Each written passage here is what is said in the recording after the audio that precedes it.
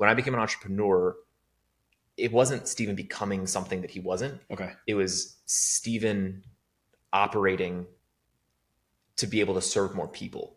And so even, especially when it came to sales, I was like, I'm not a salesperson, I'm a service person. Turns out that's the best kind of salesperson. I was going to say, yeah. Is don't sell shit you shouldn't sell. Yeah, totally. Only sell things that are actually serving other people. It's the reason that where the drive comes from is to serve other people. Okay. Like I've always been a serve other people oriented people. Our first value, because we have 6 core values and they're hierarchical, our top one is think of others first.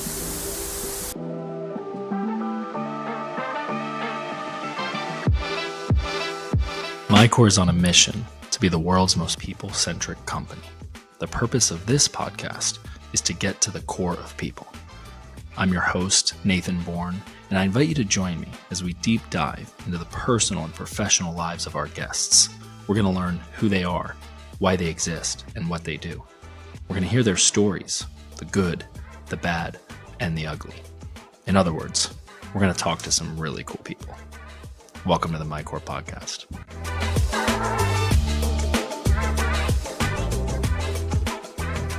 Hello, hello. Welcome to the MyCore podcast. I'm here with the Stephen Freeman, my man. It's good to see you. We've had great conversations in this setting several times here in the office, but never mic'd up, never on camera. So I think this will be natural here, conversation number 004. I'm going to take a few moments and talk about how great I think you are. Okay. That's okay with you? Yeah. That's fine. I'll take dramatic sips from my coffee. Perfect. I think that you are the real deal. Cool. Yeah. I think that you are wise. I think that you're sharp. I think that you keep it all in perspective. And I think that you build it right. Whatever it is, your family, your business. I think that you probably would agree that there's a lot of ways to take shortcuts. It's kind of the classic, if you want to get there fast, go alone, or bulldoze people in the process, or don't invite them into the process. But if you want to go far and you want it to be meaningful and you want it to be significant and you want it to give God the glory first, maybe pick up a little recognition yourself second, there's a different approach that it requires. And I've known you now for 2.5 years. We met in this very building. Yeah. Your name is on the wall with a great quote. Yeah. See it every time I go to the bathroom. So multiple times a day, I think about you in the bathroom. Anyway, and I'm just saying all that to say that I'm pumped to have you here on the MyCore podcast. You've been a big asset to me in connecting me to people in this area, to sending MyCore referrals. And it's all coming from a genuine place. So I'm stoked you're here and I'm excited to dive in together. Yeah, man. No, it is gonna be fun. The idea that you can like take shortcuts are appealing only if the end result is your aim. But the truth is that like the process of going is a process of becoming someone. And so the question is like, who do you become along the way? Not just where do you get and how quickly can you get there? Because like the who you become along the way is actually the actual story that's being told. I love that. Yeah, I know some of our ethos and one of our core values, kind of way of life for me, is this lead with who philosophy, right? That is very closely connected to little rob and duplicate from Simon Sinek's Start with Why, but in a nuanced way is a different approach, right? Because as you just said, it's really who does Stephen Freeman become and unbecome in the process. And, this is the 4th episode that I've done, right? Yeah. So I'm still cutting my teeth and getting into a groove. But what I'm finding most energizing is unpacking and kind of going backwards. And my goal is to sort of go backwards to visit some of the things that are good and some of the things that are not so good about our pasts and our lives and our struggles and our, just journeys. And I'm finding that I'm getting them kind of to like current time. And then we end up sort of running out of time because we've talked for a while. And my plan is to then have like another episode. We meet again in 6 months and we pick up where we left off. Yeah. So why don't you tell me and tell our listeners a little bit about you, kind of going backwards. Like, you grew up in this area? I grew up in Gainesville, which is a couple hours from here. I've never been. I know what's there, but Gainesville's a small town. If it did not college is all if it did not have the University of Florida there, it would basically be like Stark or McClenny or like any other small town in like North Florida. It. Like UF is the city is built around the university. So we grew up on the outskirts of Gainesville. I only came to Jacksonville about 14 or 15 years ago. Okay. I followed a girl. My girlfriend at the time took a full-time live-in nanny job in Jacksonville. She took a break between her sophomore and junior year to work full-time and pay off some school debt, so she wouldn't graduate with school loans. And so she was like, I'm going to take a year off, do a live-in nanny job, save up some money, and then finish school.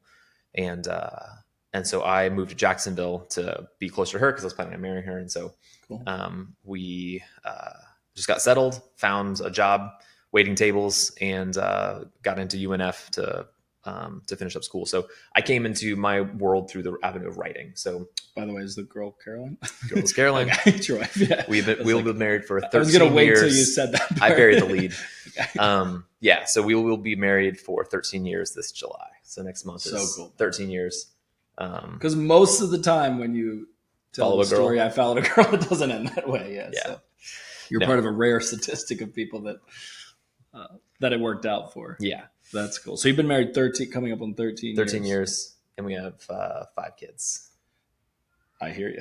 Because you have 5 kids too. Both. Yeah. You've got an army. So it's but there's a story there that we 3 biological kids, and then we added 2 what I call bonus kids on top.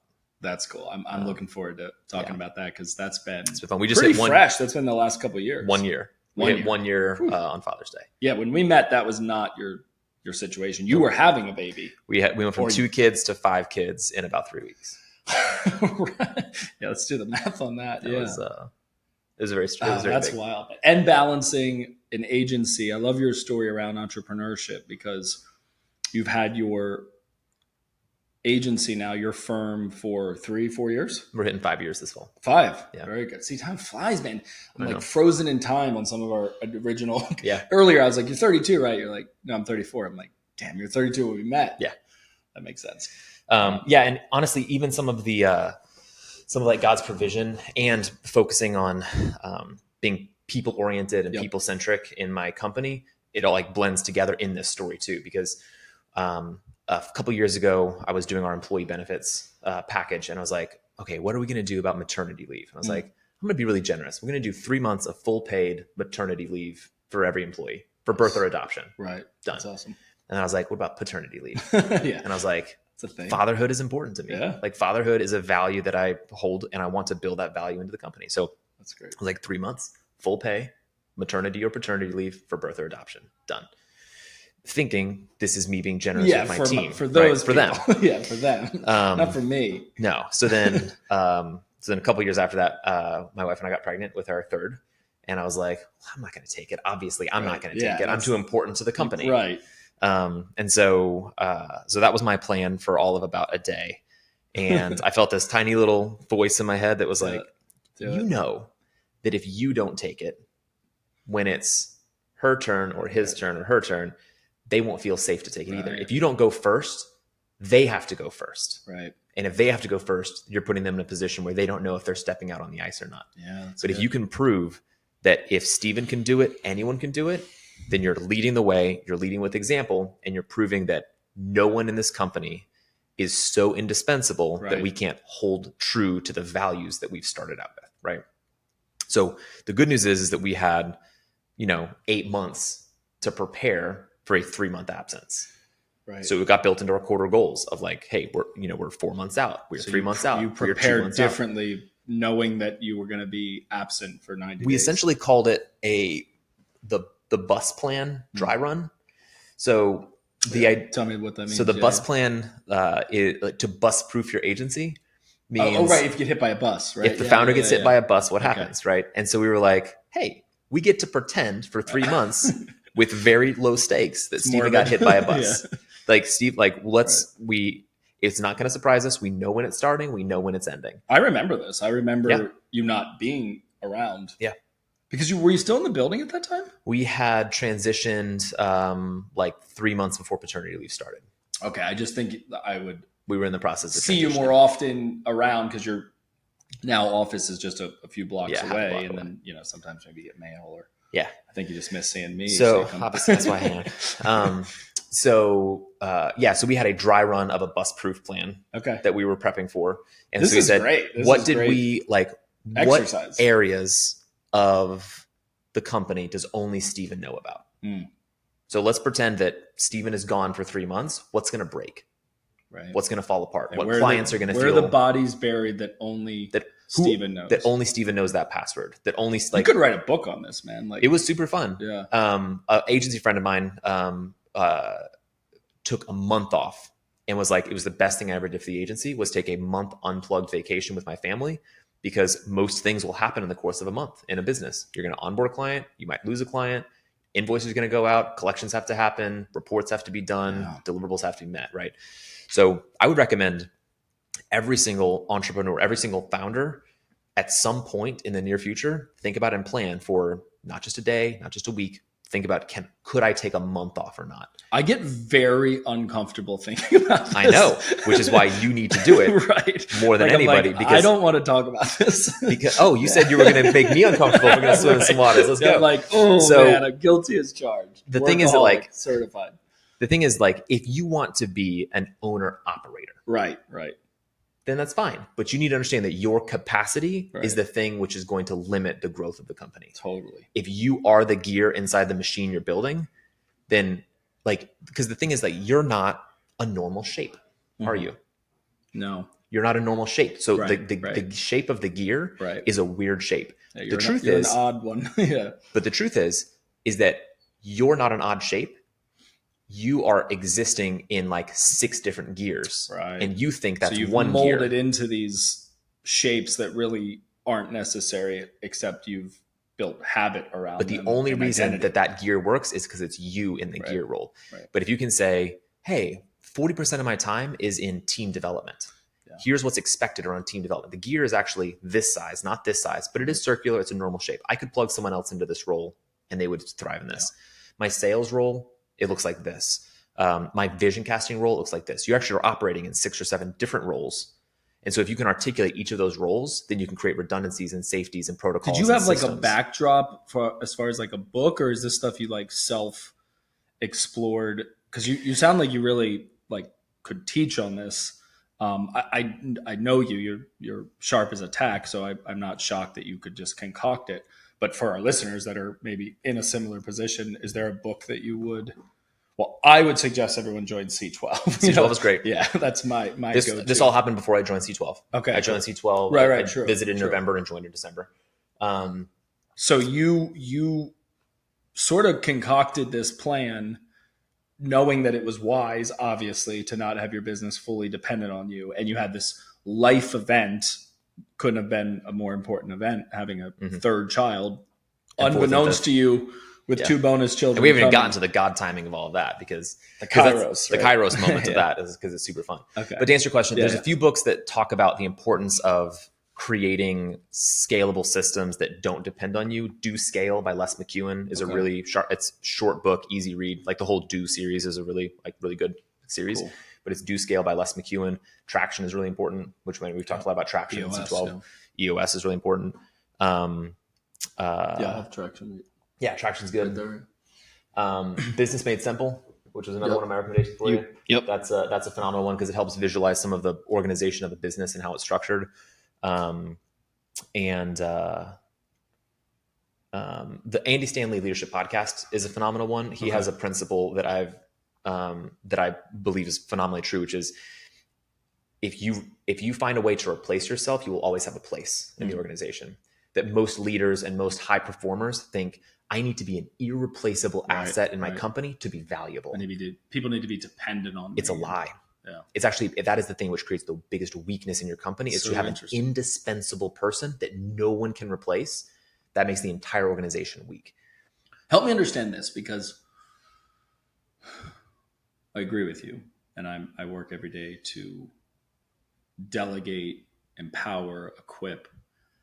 I also think that there's like a timing, right? Like there's seasons. There's seasons. There's also like, I'm trying to think how to frame this exactly, because work ethic, just like pure work, like the amount of work that it requires to build a business.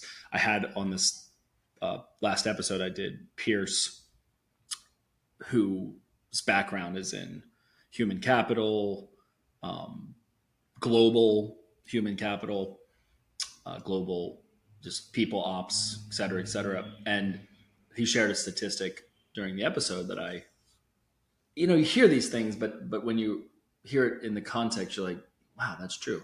And you're somebody that falls in this 2%. He said, Nathan, only 9% of people are entrepreneurs. And of those 9%, 7% of them don't employ anyone else. They're solopreneurs. They're, photographers, makeup artists. So if you have an employee, which I know you have 4. I was going to say 4 now. You have a really powerful crew.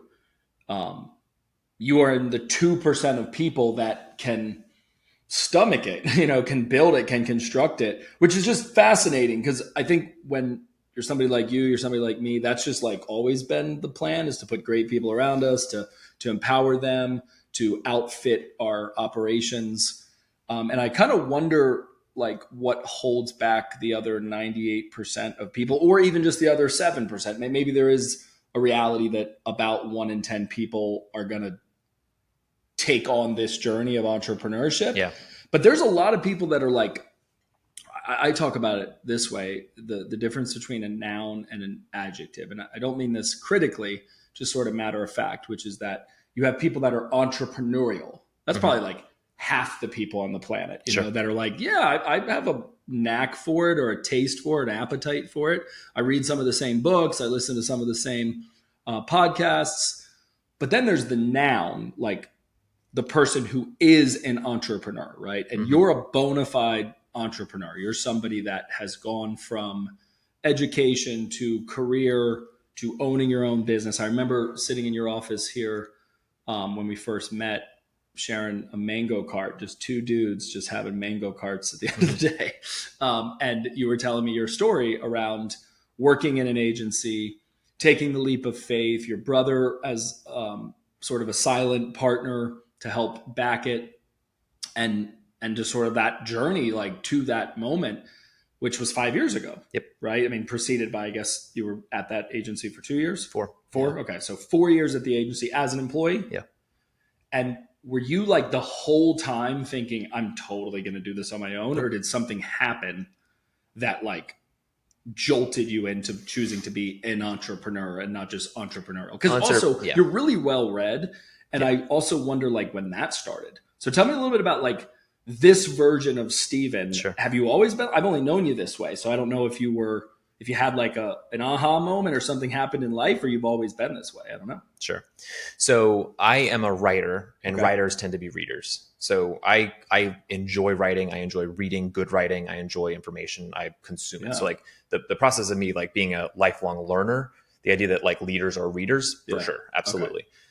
So I like, so that's always been, that's always been there. Like I've always loved writing. I've always loved books. I've always loved like learning. Cool. I feel like, maybe 6 or 7 years ago, I had an identity crisis where I was like, God, I don't know why you created me. I get why you created people.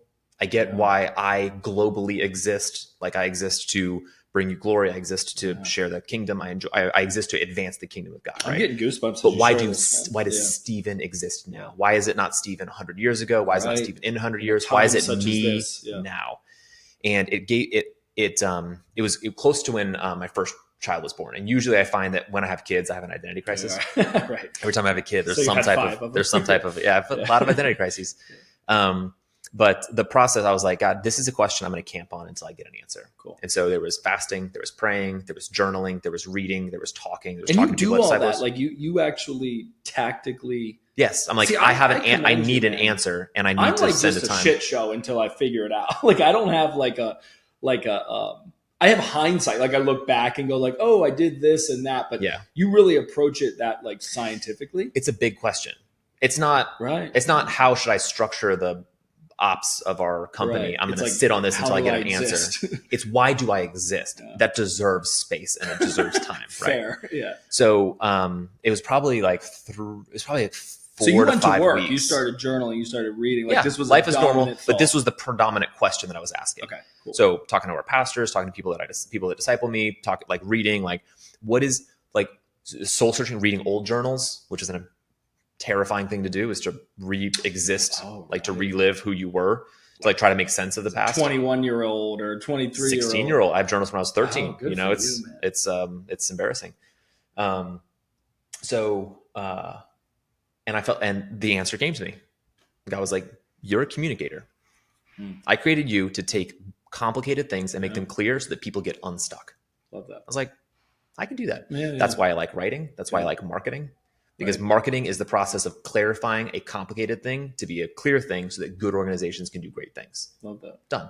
That's why I like poetry. That's why I like reading. That's why I like rap and musicals. That's why I like writing music. That's why I like writing. So like all of it revolves around communication. Is how can you communicate the most things the most efficiently in as few words as possible. I love that. Like that's why I'm drawn to things like poetry. So it's power packed. It conveys the message in as few words as possible. Higher education rewards the most words. The assignment is write a 10-page paper on this topic, right? Because they're trying to teach you how to think.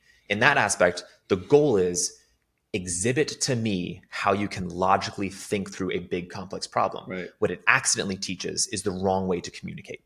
Because the right way to write a paper is not the right way to write a business plan or the right way to write a marketing campaign or the right way to write a blog.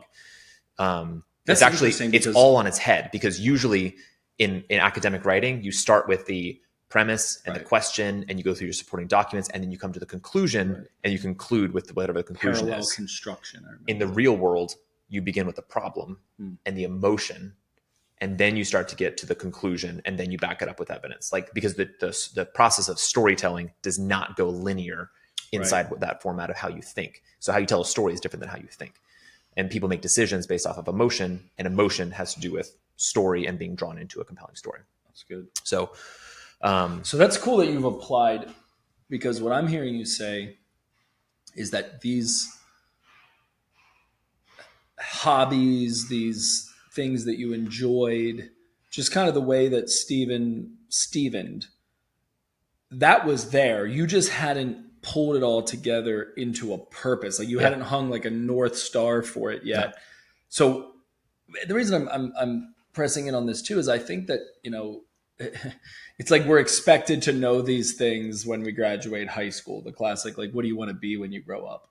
And as millennials, 35, 34, like most people still don't have that dialed in. And I think that that's okay. Like not saying that we haven't figured out per se, but we've maybe just gotten more intentional about it. Like I have some clarity around who I am and why I exist. And that's driven me, given me like energy to do the things that I do and to create the things that I create. But it sounds like you took a practical approach, and maybe it was like hidden in plain sight. Like you didn't have to like go far outside of who you were. You just had to get. It wasn't discovery. It wasn't discovery. It was making sense of what was already there. So it was a synthesizing, like an amalgamation of all the things that were already. Because I mean, this is, you know, nature, nurture. I love having this conversation. I can have it on repeat because I believe that God, this is just world according to Nathan, but that God made us about like half of what we are. I mean, he made us fully what we are, but half of it's like hardwired by his unique design, which is what you were wrestling with, right? Because you were saying, I get people, I understand mankind, humankind. I just don't get this like Stephen Freeman thing. Like, why me? Why at this time? Yeah. So what a cool journey to start voyaging on. And then the other half, we get this free will, we get this sort of creative space, this canvas to become who you want to become, Yeah. whether that's fit, wise, successful, philanthropic, or as I put it in the episode I did with Kenya, you could be a crackhead. That's cool too. God's okay with that. He's still going to love you. There's consequences to that. So I'd love to hear, like, I'm not much of a how guy, I'm more of a who guy, but like, how did you physically do this and how long did it take? So I'll comment on the,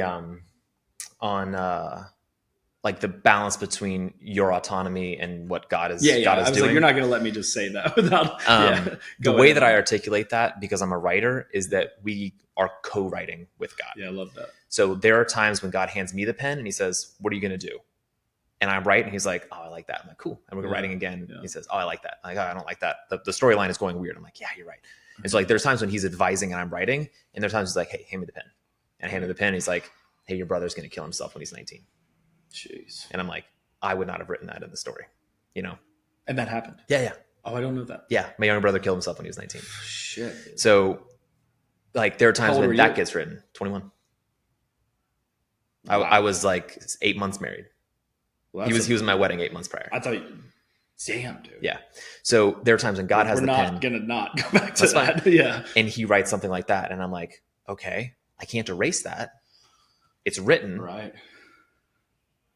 Where do I take the story now? And then Stephen starts secretly smoking cigarettes to cope with the anxiety and the grief. And God's like, is that the story you want to write? I'm like, no, because I don't want to be a secretive person. Okay, cool. You can do that.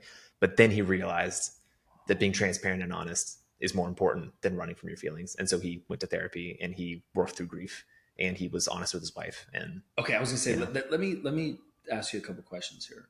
Thanks for getting vulnerable, because that's what I want in this space.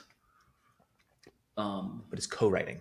There are times when God has the pen, co-creating, and there are times when I have the pen, and he's looking over my shoulder. I want to talk to you about that too, because there's some narrative around, when you are operating a business as a leader and as a Christian leader, there's a constant struggle between who's in charge, right? Because God's given us these gifts to be assertive, to take risk, to be a leader, to put our neck out there.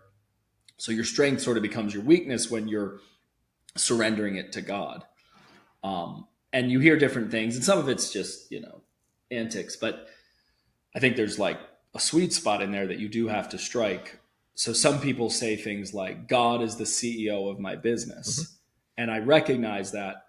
I sort of think of it a little differently, where I think that God's the owner of my business, that as the shareholder, the majority shareholder, like the existence of a company technically is to serve its shareholders, right? We've chosen to be people-centric holistically and say, how can all the stakeholders win, from our clients to our employees to our investors to whomever, right? Our community, just kind of anyone that's in our ecosystem.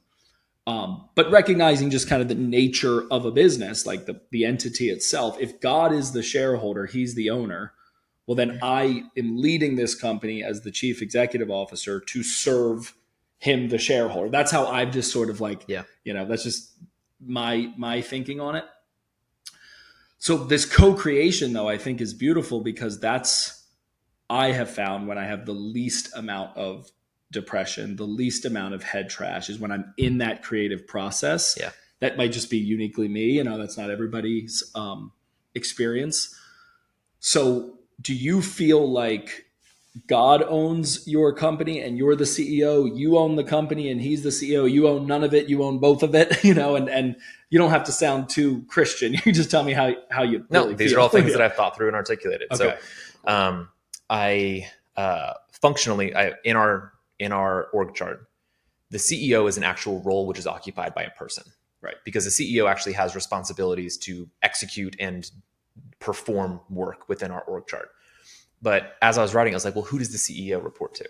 Right. And so in our org chart, in the job description for CEO, there's only one person that can fire the CEO, and it's Stephen. Mm. But there's only one person that CEO reports to, which is God. Right. And so in the job description of our CEO, you have to have a strong relationship with God, because you cannot work for someone you don't know. Right. And so in our job description, in our org chart, whether or not you articulate as he's a shareholder or he's the owner, right. At the end of the day, like, and scripture supports this, 100% of the things we have are for the purpose of stewardship. Stewardship is the Amen. only rule that exists. Completely. We own nothing. Yep. There's this, did you go through the C12 curriculum? Have you done this month already? Yeah. It all goes back in the box. Yep. John Orderberg. Yep. So he was talking about how he plays Monopoly with his grandmother when he was a kid, and he got really good and he finally beats her. And she's like, cool, it all goes back in the box. Like, you can be bad at it, you can be good at it, but when it's all done, it goes back in the box. And that's the idea, is like everything that we've been given, it goes back in the box. The only question is, what do we do with what God's given us? And so one of my co-founders and best friend, Luke Cherub, it was like, I knew I had heard this before because you just hear church things, but when the student's ready, Luke will appear. You know, he said this to me a few years ago, and it's just so true, right? And I think it needs to be echoed more often, which is around the concept of tithing and the law of it. And I think there's so much thinking around, I give away 10%. When you simply flip that and say, no, God allows me to keep 90%, it changes everything, because you go, wait a second, you've given me the breath in my lungs. You've given me the faculties that I have to do this. I get to keep 90% of something that you built and you keep in, in like capacity and control and in orbit of each other. Like, yeah, I can part with that. God speaks and universes come out of his mouth. He does not Dude's need boss, our money. Man. Yeah. He does not He's need fine. our money. He's good. The He's reason good. for tithing is to remind us whose everything belongs to, that everything we have belongs to him. And so it is a constant reminder to us, and it heart checks ourselves to say, am I going to choose the idea that the world is small and limited and mine, and I have to scrap every piece that I can together in order to get what's mine? Or am I going to start by giving away the best and the first to the person I got everything from, knowing that he has access to everything? It's so powerful. I've dabbled in it. I've done it for a season and not. I've done offering. I've always been generous, but it really, full transparency, wasn't until this year, 2024, that I locked in, and I actually do it through the platform that we provide to our clients for payroll. And I set it up. I came to my wife. It was like, I don't know, December 28th or something. I knew my next paycheck was in the new year. And I set a goal around it. I probably could have, should have, would have done it prior to that. But I was like, you know what? I'm going to go to this church that we're going to and really like feel it out, pray on it, see if this is a place we want to make our home, which we have. And then like first paycheck of January 2024, boom, 10% right off the top, and not after taxes, like pre-tax. And it has unlocked everything. Yeah. Like, and even down to like, there's that part in the service where they're going to talk about it, right? And for some, it's uncomfortable. And I used to be pretty comfortable in my skin during that part. Now the piece that I have from congruency and alignment is like so worth it. Like just the like empowerment that I have, knowing that like, you know what, God, I'm trusting you in this, just the way I would trust you if one of my children were to get sick, or if I was to feel led to take on a new, project or whatever it may be. So I think there's something so transactional, and ironically in the transaction of it, there's relationship, there's trust, there's surrender. It's very, very cool. Yeah. So the idea of stewardship though comes back to the idea of entrepreneurship. I love that. So the idea of stewardship comes back to your question about entrepreneurship, and like, hey, there's only a certain number of entrepreneurs out there. And of those entrepreneurs, only a smaller percentage of them actually employ other people. What's that about? Who's that kind of person made up to be? Right. I would actually delineate it again and say, of the people that go into entrepreneurship do it for a handful of reasons. Usually it's either money or freedom. That's usually why people build things themselves, is because they want more freedom to do the things they actually want to do. So they want to own the work product, or they want to uncap their earning potential and build something which gives them money. So even within that, what are you doing with freedom and what are you doing with money? And why do you want those things? Right. Because you can say, I want money to support my lifestyle and make it all about me. Right. Or you can say, I want money because generosity is super important to me. You can say, I want freedom because I want more time on the beach with a margarita in my hand. Right. Or you can say, I want more time with my family because the time for me to be a good father is so limited and I want to make sure that I'm doing it well. So of those two reasons, you can even delineate again and say, like, why? Right. Why do you want the thing that you're trying to get? Layers back. And I think the right way to do it, it doesn't matter if you're in it for, if you're in it to uncap your earning potential, or if you're in it for, to uncap your time commitment. Right. But the question is it others oriented or is it self-oriented? Because there's a lot of entrepreneurs that are trying to set up a kingdom for themselves. Right. Right. And they can do it. Yeah. You can absolutely set up a kingdom sure. for yourself. You can make a kingdom and it could be your little kingdom. I call it fitting your God. nest. You know, you kind of make your little world, set up your little castle. And yet it's incredibly But there's futile. there is nothing wrong with being an employee. Right. There's nothing wrong with being a solopreneur. There's nothing wrong with being an entrepreneur that wants money. There's nothing wrong with being an entrepreneur that wants freedom.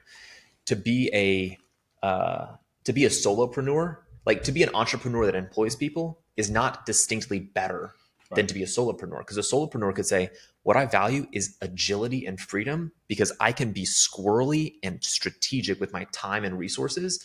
And that's what I want to do. I want to be able to give generously and not worry about the overhead. Right. And the idea of growth actually creates more problems in the goals that I have, because I want to be able to drop everything, work from my laptop, go over here, spend time with my family, spend time with my aging parents, spend time with my wife, be able to pursue the things that God's created me to pursue. And solopreneurship makes that possible. Isn't it ironic that in a sense, you could sit here sort of proud of yourself, right? Proud of myself. It's not about me.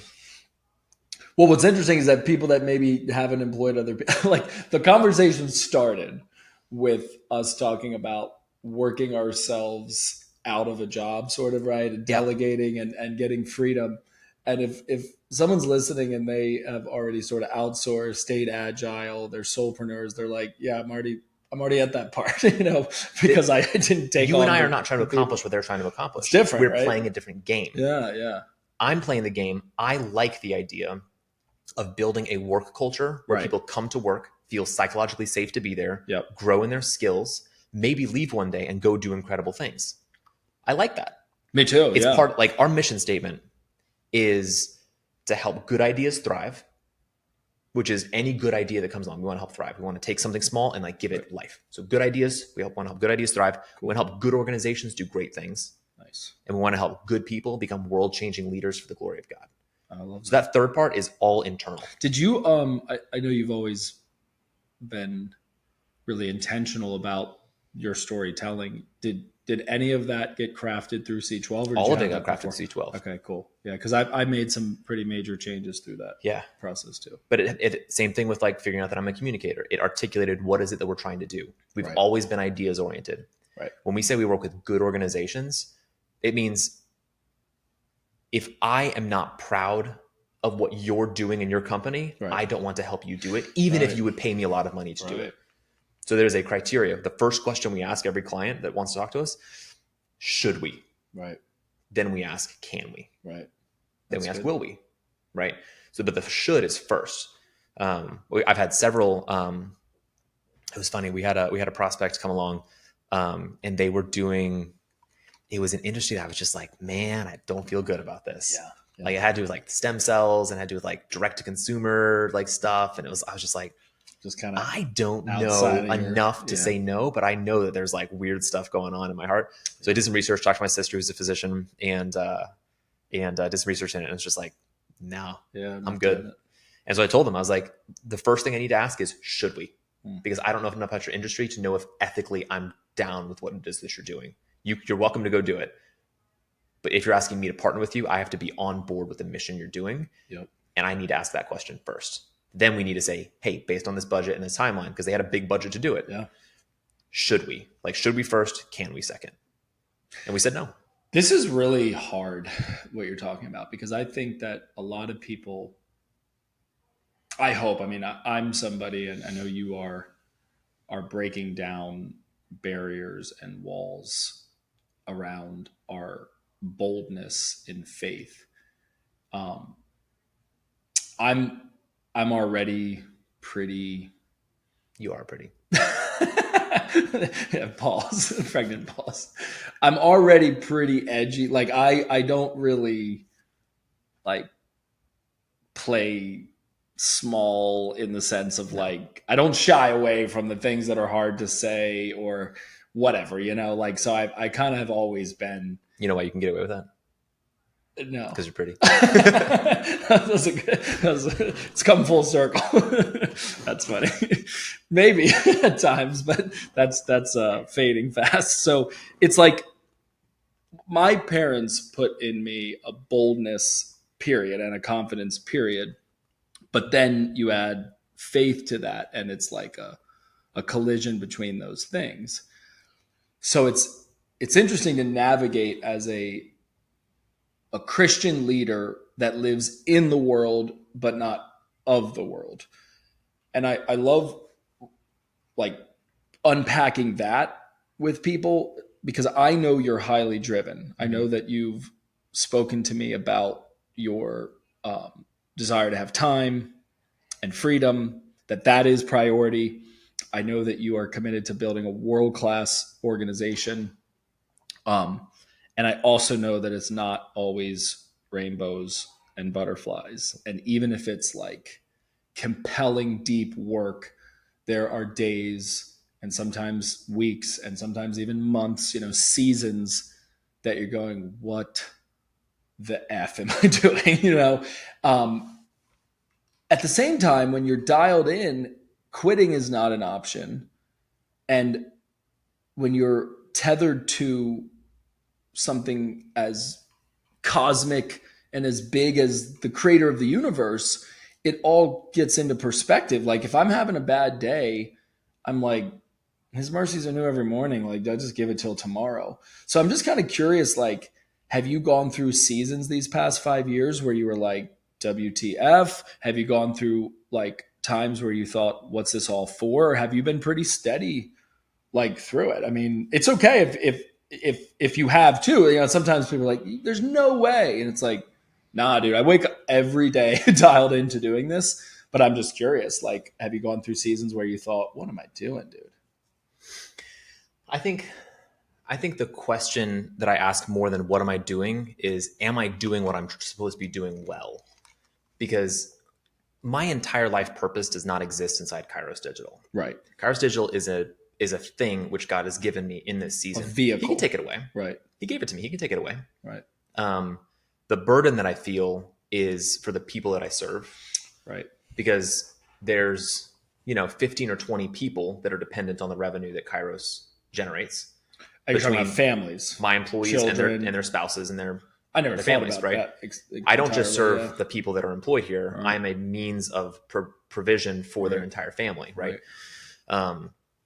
So there are definitely times when I feel the weight. Like I'm an Enneagram 7. And so I'm, generally speaking, a pretty affable, easygoing, fun-loving, like easy kind to be of person. Around. Yep. In the role of leader, that is super subdued. Okay. Because of the weight of what it is we're doing. It's not jumping in and be like, oh yeah, this is fun. We're doing this. Right. You're like, not a chill, hey, cool guy. What is is the process for which we are making sure that our graphic design projects are being done on time and at high quality? Someone has to be asking that question. And for right now, that's me, because I live in about 15 or 16 roles in my agency. Right. Right. But what it's let me do is identify someone else on the team that has a very high view of culture and a very high view of people, and be like, hey, the Christmas party, can you make sure that's fun? Right. Because I'm trying to close out end of year finances. And that's just not fun. Yeah. We will have no fun if I stay in this space. The question of like drive and like you're a driven dude. Like I'm curious where it comes from. Like what do you think ignited in you a drive? Because you're likable and because you're fun loving, you would probably fit the profile of a great employee as well. Like I would imagine that people really liked you. Maybe you bucked the system a little bit. Were you like a pain in the ass for the owners, or did you keep it cool? You're welcome to ask my former boss, but no, he likes me. I'll give him a call. So for you to break out from that just 5 years ago in your late 20s and sort of reinvent yourself, obviously pulling the parts of you that have always existed, dialing into this purpose, because there's this like who and why tension that I'm interested in. And then I have this just question for you that I'm waiting for the opportunity to ask it, because you said something earlier that I want to like press in on, but I'll hold my thought. I'll let you respond to that. So I'm driven and motivated to serve. Okay. I've always I was a waiter and a bartender for 3.5 years. I've always been in like the service industry stuff. Even in marketing, I was like, oh, this is a service oriented company. Nice. When I became an entrepreneur, it wasn't Stephen becoming something that he wasn't. Okay. It was Stephen operating to be able to serve more people. And so even, especially when it came to sales, I was like, I'm not a salesperson, I'm a service person. And so sales, I was the most nervous about. I was nervous that I was going to hate and be very bad at selling people because I only wanted what was good for them. Right. Turns out that's the best kind of salesperson. I was going to say, yeah. Is don't sell shit you shouldn't sell. Yeah, totally. Only sell things that are actually serving other people. Right. And so it's the same in entrepreneurship. It's the reason where the drive comes from is to serve other people. Okay. Like I've always been a serve other people oriented people. Our first value, because we have 6 core values and they're hierarchical. Our top one is think of others first. Cool. That's the first one that we build in, because I want everyone in the organization to be thinking about other people, not themselves. And how do you connect that to, so something I'm pretty real about within the human condition, and I can sometimes teeter on like cynical, because I do know that people are innately selfish, right? That I believe how do they not take advantage of your others thinking? Right. And then also like aligning self-interest in a healthy way, right? Like the classic, everyone's dialed into their favorite radio station, WIIFM, what's in it for me? And it doesn't take long as a parent to recognize how innately selfish, like if you're like, I don't know, are we born with sin? Do you have children? Like they're assholes. What are you talking about? I mean, they're precious and they're the best, but like, just watch them. They will do bad things without ever having to teach them to do that. Yeah. And then also you're teaching them to do that because they're watching you do your thing, imperfectly. So like, for example, when you were talking about service, so I can remember vividly listening to Jim Rohn at 21 years old when I first embarked in personal development. And he was speaking to the biblical reference that service to many leads to greatness, right? And that if you want to, make an impact and be great, like Jesus was, WWJD style, find a way to serve the many. Yeah. And if I'm being completely honest, which I try to be, it was the greatness part that got me excited, right? It wasn't the service part. Right. That was a means to greatness. Like my name even, Nate the Great. Like I can remember people, because of the books, people would say that. So I sort of was just like, I want to be great. I want to be a great person. I want to be a great husband. I want to be a great father. I want to be a great athlete, great student, whatever it was. I was just drawn to excellence and greatness. But I also knew that there's a path, like you were mentioning earlier, that is a very selfish version of that. And I was very resistant of that, because I just maybe knew too much as a believer to be like, that's not going to end well. Mm-hmm. So I sort of have like converged these things and integrated these things, and the pendulum swings, but I'm curious if there's any pride aspect, not necessarily prideful in the negative way, but like taking pride in, because you take a lot of pride in your agency. I see you getting recognized in the business journals. You're constantly being written up. So you are somebody that like genuinely cares about people. I also think that you have the capacity to be a person, like you have the appeal that people are drawn to. I mean, I remember the first time we met, I was out in the garage. Mm-hmm. I'd seen you a couple times, and you were bold, and you had said something to me, I think about like looking like the Hulk, right? And I was like, that's funny because when I get angry, that's what my wife calls me. So you're like a connector. You're kind of a socialite. You're an interesting, layered, complicated dude, and it takes one to know one. So that's coming from me. And I'm just curious. Like, I believe you, by the way. I genuinely believe that you care about people. I've seen it. I've watched it. I know your team. Like, I'm not claiming that that's some bullshit so that you get the glory. I just wonder where, because you said something earlier. I'm gonna hit on it now. When you were talking about your brother, which is heartbreaking. Yeah. There's only one word I can think of, and it's the F word. I wanted to say it, but I'll keep it clean. That is just rough. Yeah.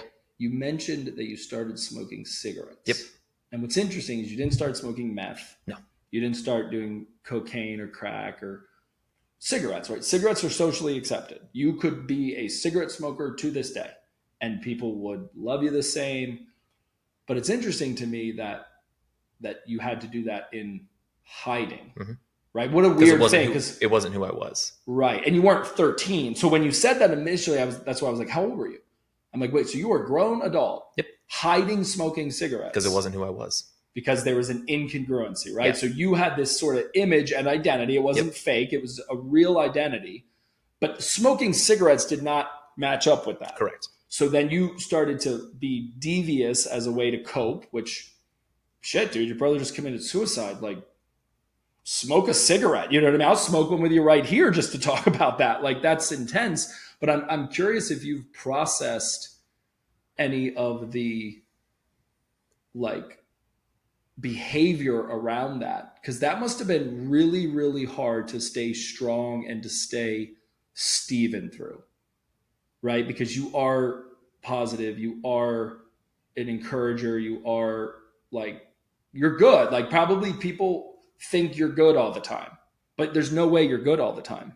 Like, you're probably like, I'm not good, but I don't get to not be good because, well, I created this whole thing where I'm good. You know what I mean? And everyone thinks I'm good. So I can identify a lot with that because I don't have a lot of time that I get to not be good, because of the pressures of life, of business, of like the reputation that I've built. And for me, those time lapses are short. Like, I mean, an hour, and I'm like, all right, snap out of it, dude. So I was just curious if you can relate to any of that. Yeah. I don't mean to go off. I think one of the prime human conditions is the muscle reflex of hiding. Okay. Look back at the garden. The first time sin was introduced, the first human gesture was to hide. That's interesting. Is to cover up and to be secretive and so like anytime there is something that's incongruent, the natural inclination is to hide. Right.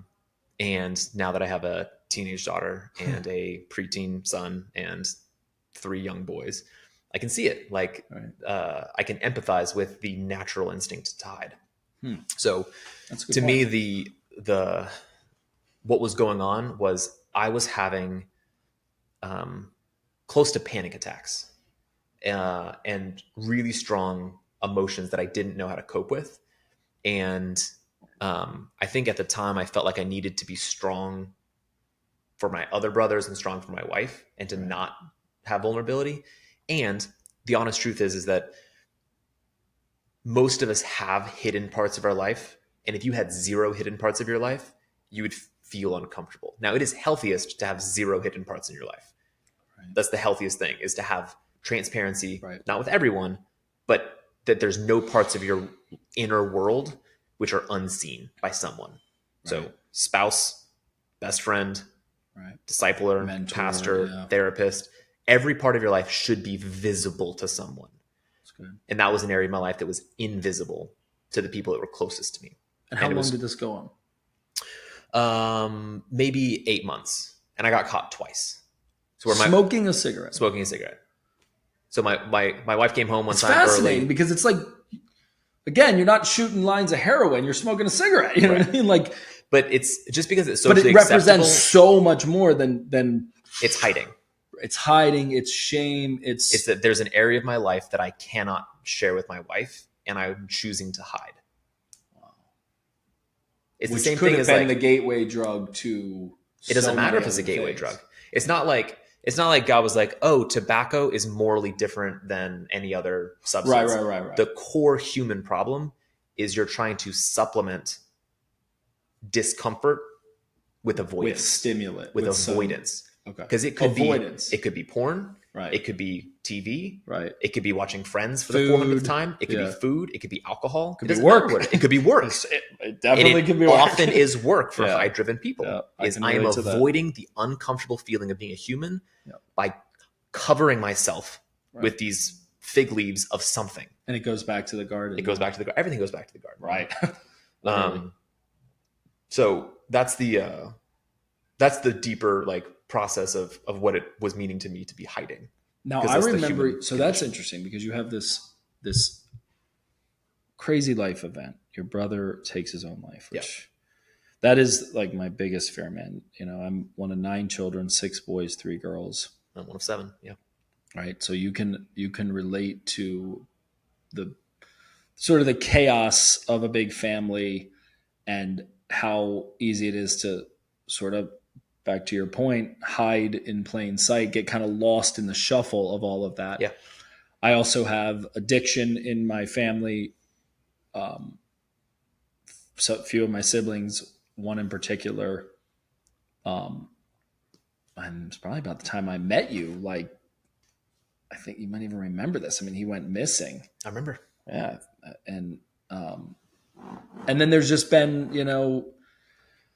conversations around that I've had directly with him or I've heard by way of my mom that just terrify me around this topic of could somebody get low enough to make a decision like that? Yeah. And I have not had to live with that up to this point. I can't imagine that burden that you carry. So that was 21 and he was 19. Mm-hmm. You smoked cigarettes at that point in hiding to cope with it all. Had you ever behaved like that up to that point, or was that a first for you? As hiding far is as hiding is a human condition. So no, Right. It's not like all of a sudden, oh, I got broken and now I function like every other human being in the world functions. Okay. Every human being in the world has areas of their heart that they're scared to show someone else, Right. because they think that they won't be loved or cared for or accepted. They think they're going to be outside of the tribe, or they're going to be ostracized or judged or seen differently. Right. The human condition is like To our cover natural up. bend is to cover up and hide ourselves. Yep. And the process of being transformed into the image of God is uncovering and revealing and letting the light into every nook and cranny of your heart, and realize that nothing good grows in the dark. Right. Mushrooms, I guess, but they're Fungus, not so bacteria, great. it's a bad environment. Nothing. Right. If your heart is a garden, Right. it's like taking a garden and turning it into a cellar. Like it's not going to work well. Having light and sunlight and water and nutrients and people tending it, that's the garden that's supposed to grow. So you're 13 years out from that life event. Yeah.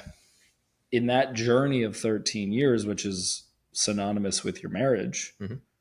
did that draw you closer to God? Did you go through a season where you were angry? Like, tell me about the sort of the aftermath of just managing that. Yeah. If I, no, I never blamed God. Okay. I never blamed Patrick. I never felt like, or I never blamed myself or my parents. Okay. The truth is that Patrick was tremendously melancholy, and he had areas of his life that he was hiding, and he was not sharing with his siblings. He was not sharing with his parents. Right. And in his note, he said that, like, he said, like, this is no one's fault. I have felt crushed under this, and I've lied for years about how hard this has been for me, and I can't do it anymore. Shit. Which is tragic. Tragic. But no, it's the process of seeing God through these lenses, because of the fall, because we're just broken, Right. messed up people. Yeah, It's like our eyesight is bad, and we can't see God clearly because our eyesight is bad, right? So God gives us these lenses. He says, like, I'm like a shepherd. You know what a shepherd is? Yeah, I'm like that. Okay, put that lens over. It comes a little bit forward. Yeah, it's a little bit clear. Okay. I'm a king. Right. Kings have laws. Kings are in charge. Kings have a kingdom. Kings have children, right? I'm like a king. You're like my I'm a high priest. I'm the judge. Right. I'm the creator. You know what it is to create, right? I'm the creator. Puts a lens over that. The one that he has that I believe is the first lens he wants to see all of those other lenses through is that of father. That God said, I'm your heavenly father. Yeah, so when you know what fatherhood is, you know what I am. And so through that entire process, I was fathered by God, which is he comforted me when I was sad. He picked me up. He was there. We talked. It was the process of being fathered and not running away because something bad happened. That's really cool, man. That's beautiful. You just sort of connected a dot for me too, because I've struggled in taking that posture with God. Yeah. The co-creation, that is like, got it. Like me and God are in this, we got this. But as you were sharing that, I just had a realization real time that some of my greatest memories with my father are times that we were co-creating. Yeah. You know, he would build, he's a great craftsman. So he would build a fort. He came up to my I guess it was my sophomore year of college. We moved from the dorms into the fraternity house, which was really all the wrestlers in ATO. And he built the coolest like loft. And we had a hammock going from my roommate's bed to the loft that he built. And he like hung out there for like a week and we sort of co-created. Yeah. So it's cool that you can still have that co-creation experience in a father-child, father-son, father-daughter capacity, right? Yeah. It makes me think like I need to build something with my son, you know, like maybe. Maybe cool. It depends on who your son is. Right. Let me ask you something. What is your, like when you think about places in nature, what is your favorite place in nature? The ocean. Why? I appreciate the power of it, like feeling how insanely powerful it is. Yeah. And yet as a surfer, I learned to ride that wave. So there's like this, like, it could just end me at any point. But you're collaborating with but I'm like, we're in this together and I'm going to like catch this wave. And I'm not like a great surfer. I just can surf. And even just those feelings of like going with the flow, getting pushed by the water. And then also when I'm out in the water, I'm not on my phone. I'm not on land. I'm not doing You're disconnected from your ambition.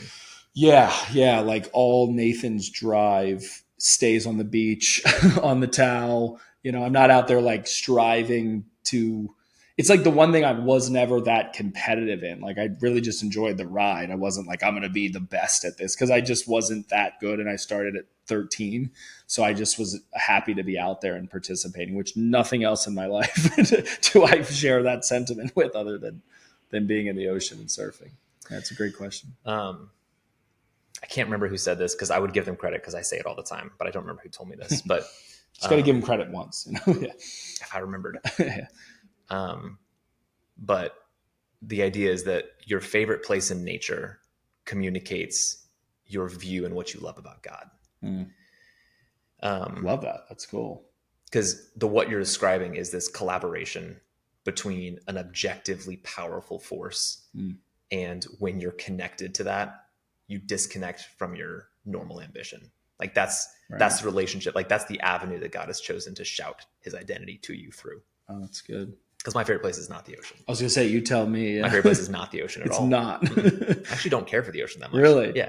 What about sandy, it? It's sandy. It's hot. You might die. There's no shade. Yeah. Like, you know, you might get burned. The death thing doesn't bother me, but like it's just you're being jostled. Like you right. Know, there's I love that. That's like the best part. It kicks your ass. Yeah. But my favorite place in nature is always lakes, rivers, mountains, forests. Okay. So if there was a quiet river or a waterfall and a mountain, like it was just coming down in its quiet woods. I can see it. That's it, man. Because to me, my relationship with God is meditative and thoughtful and calm. Mine Like is I not. Yeah, hear that's God good. clearest when I am in quiet, wooded nature and I can disconnect and I can hear him. That is where he has always spoken to me. Good for you. He's never spoken to me in the ocean. Right. He speaks to me when there's like, because like when I see a river just constantly going, Yeah. I'm like, that's God's faithfulness. Like that is his consistent, even-handed faithfulness in my life. Yeah. He's quiet. He's consistent. He's shepherding. He draws me in. That's cool, man. Into peace. That's my favorite place in nature. That's my favorite aspects of God. Because that's where I write. Like I write best when I'm just in that environment. Yeah.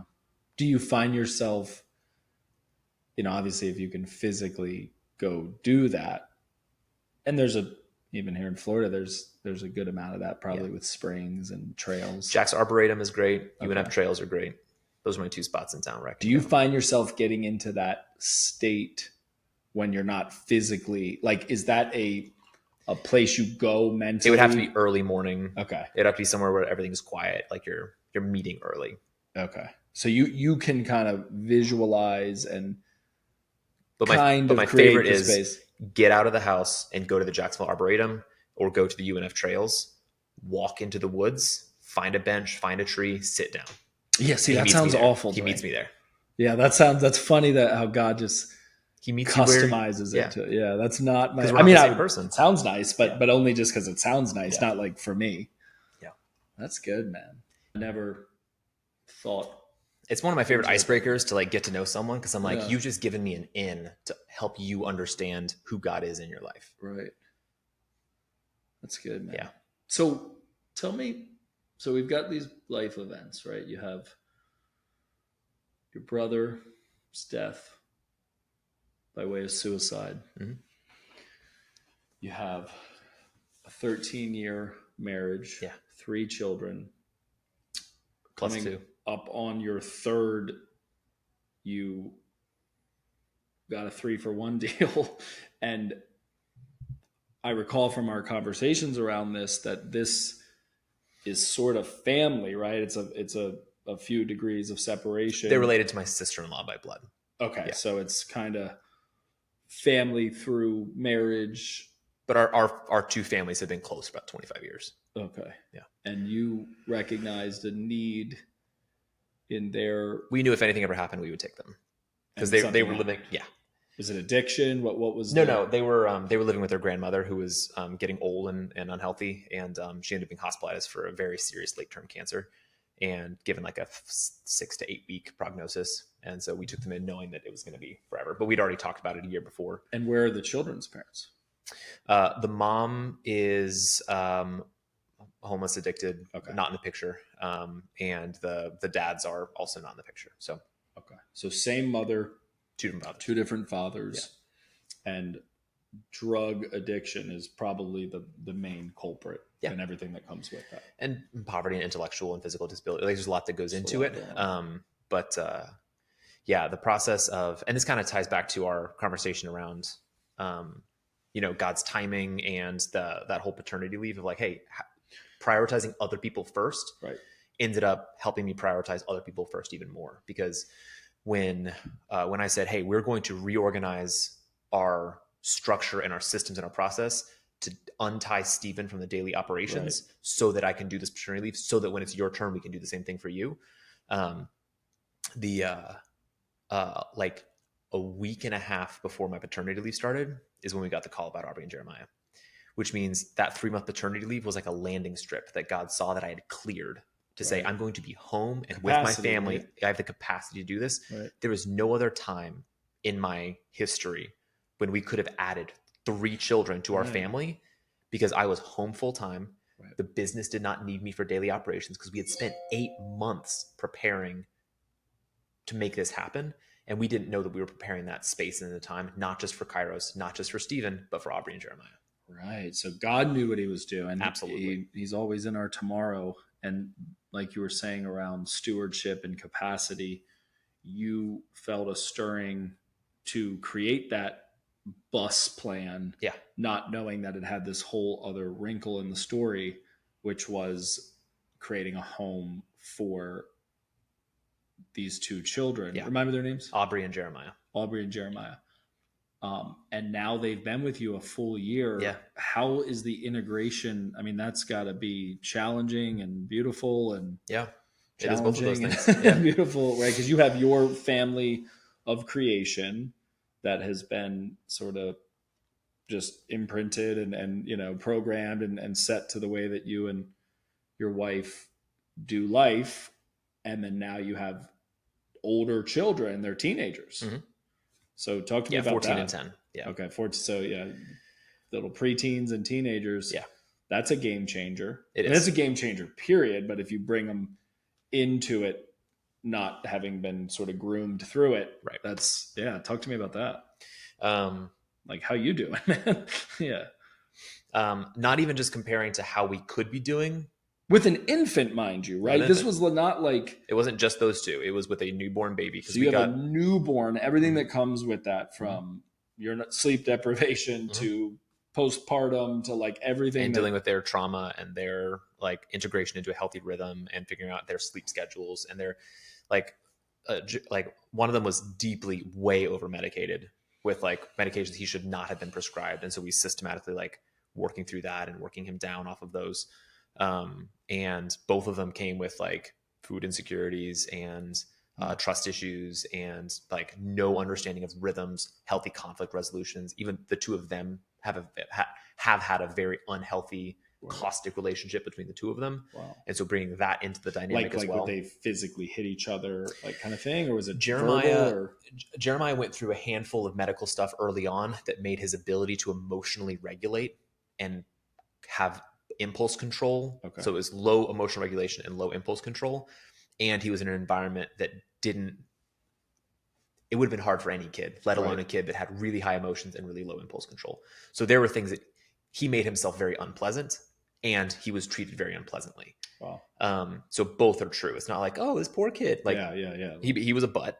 Yeah. Not all of it was his fault. Right. But the way he was treated also was not the way he should have been treated. So, but the only way that gets sorted out is in the context of someone saying, I'll take the hit of love. Right. And I will be this like, those like runaway trucks that have like the off ramp, the sand ramps that can like slow it down over time. Right. Something has to absorb that blow and have enough depth to it to still be around. And was that talk you? About it. Yeah, it was Caroline and I. It was our family. Our family had to like absorb that. Just you. Yeah. Because if they didn't have a safe place to land the plane, to offshoot off of the ramp, they'd fly off the side of the mountain. They would repeat what their parents were doing. They would repeat like generational issues, right? But we were this offshoot that says, hey, here's when your entire destiny changes and we're going to absorb this.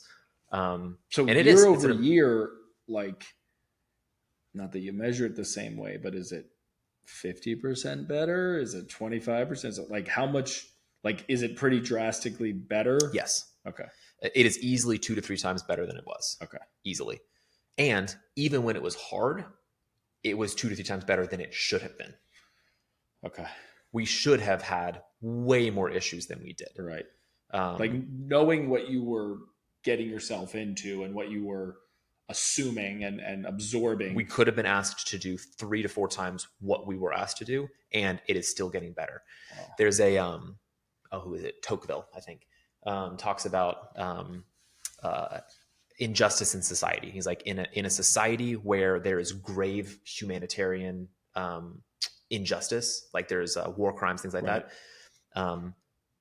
humanitarian issues or inequality, no one's surprised. Yeah, it's when a nation becomes more egalitarian and becomes more even, that even the slightest variance of social injustice now becomes a huge problem, because it's more like you don't get offended when you're climbing a mountain and there's roots in the path. Right. But if you're walking on a sidewalk and it's a little bit raised and you stub your toe, right, you're like, what is this? Because it shouldn't have been, right? Yeah, you wanted it to be level, and it was a slight variation. So our hearts treat slight variations of inconvenience with a higher degree than grave ones because of the context that we expect it in. So that understanding is, in those early days, we knew what it was. Right. You were like, the topography was rough, and we were signed up for the long haul, and we were like, all right, let's do this. He's like, only makes an angry face. Right. Okay, we're going to be fine with this. Yeah. As it starts to level out, we noticed our hearts weren't proportionately adjusting Interesting. to how much better it was becoming, because our hearts were still in survival mode. A different terrain. Yeah. A different terrain. And so you had to we had to adjust to what you created, essentially, which was a safe space, a safe place. Yes. And you almost realized that you were not holding a high enough of a bar, in a sense. We weren't appreciating the progress that had been made, because it was relative to expecting like complete chaos or total loose cannon, and because we have a memory, right. It's not just this one instance, it is all the instances before. And so like, if early on, like Jeremiah screamed, try to run away, try to bite me, tell me he's going to break my arm, break my fingers, punching me, like just full on tantrums, which happened, into now let's rewind 3 months. And I tell him, hey, it's time to go get your PJs on. And he makes an angry face and like starts stomping. Which one's worse? Right.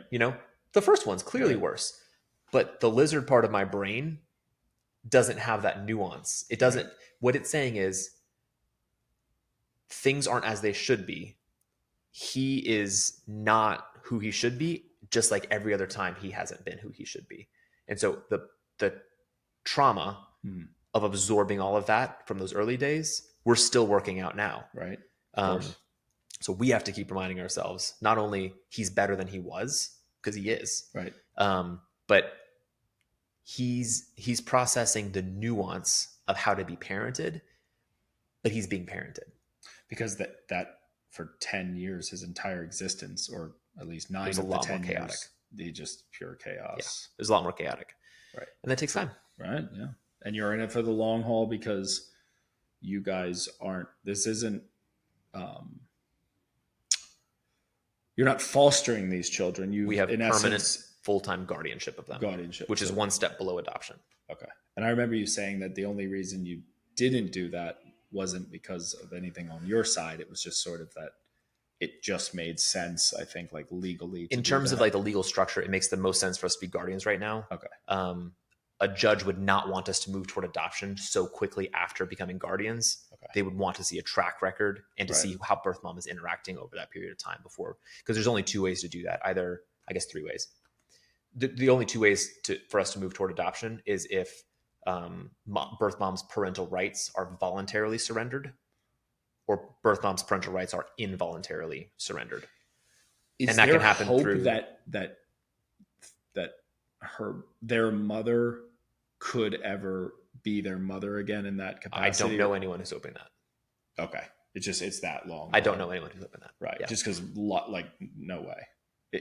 Without like some crazy radical. There's not a human on earth that is trying to make that reality real. I see. It does not mean that God could not make that true, but there are no people who think that that's the best path forward. Right. Okay. And is there any visitation? I have never met her. I see. Wow. Take me to the moment when you guys decided to do this. Like, I mean, there's a lot of needs in the world, people, I can remember my parents were, I'll use the word infamous for this, because they would take on things that they absolutely could not handle because they didn't have our oxygen masks on. I'm sure there's like a special scoreboard in heaven for them for this, but it had all kinds of ramifications. And at one point they took in 2, I think they were essentially Down syndrome, children that were like, what? So it was certainly, they had good hearts, but they weren't in a position like you are, where you've built structure and success and financial stability and things that like actually allow for this capacity, actually allow for this stewardship. Has this been something that you guys have felt called to do from early conversations in your love story, or was it like left field? Like, I don't know. I think God is telling us to do something here. I'm curious. So early on, my wife and I knew we wanted to have kids and knew we wanted to have our home be a place where kids could be cared for and loved, whether they're our biological kids, if it was short-term, if it was friends of ours, if it was foster care, if it was adoption. We knew that we wanted our home to be a sanctuary where kids can be loved, because we see the heart of a father in God's treatment of us, and we want to make sure that that's being passed on and being passed on. Our original plan was to have biological kids, let them grow to be 6, 7, 10, 11, and then bring in foster kids much younger. Right. So the foster kids are being absorbed into a stable environment where our kids are the role models, not the impressionable ones. But it's flipped. God's funny. That was always our plan. It's a great plan you got there. It's a great plan. Yeah. Love it. Love a good plan. So maybe 8 months before we took Aubrey, had Aubrey and Jeremiah, I've been really involved with an organization called Better Together. They're in Southwest Florida, but they do preventative foster care down there, and they have dramatically reduced the burden of the foster care load, because foster care in Florida is way overloaded. Okay. And most of the issues that go on have to do with neglect, because parents are being spread too thin and they don't have the support systems. Okay. Like the foster parents aren't taking care of them. No, reverse.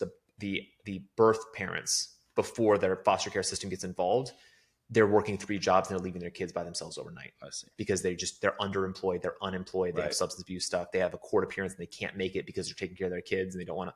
It's all like this compounded problem. So Better Together comes in and says, we can help you voluntarily place your kids in a church family, in these church partners. We'll help you go to rehab, get your stuff together, get employed, get all this stuff, and then you can have a reunification. And it's shorter term, it's privately funded. And they've had a massive impact on. So they help them course correct before it goes off the rails. Yes. And so it's preventative. Systems pulling these kids away from them. It costs taxpayers about $35,000 a year to keep a kid in foster care. And the average stay in foster care is between 2 and 3 years. Wow. It costs about $1,200 to keep a kid out of foster care.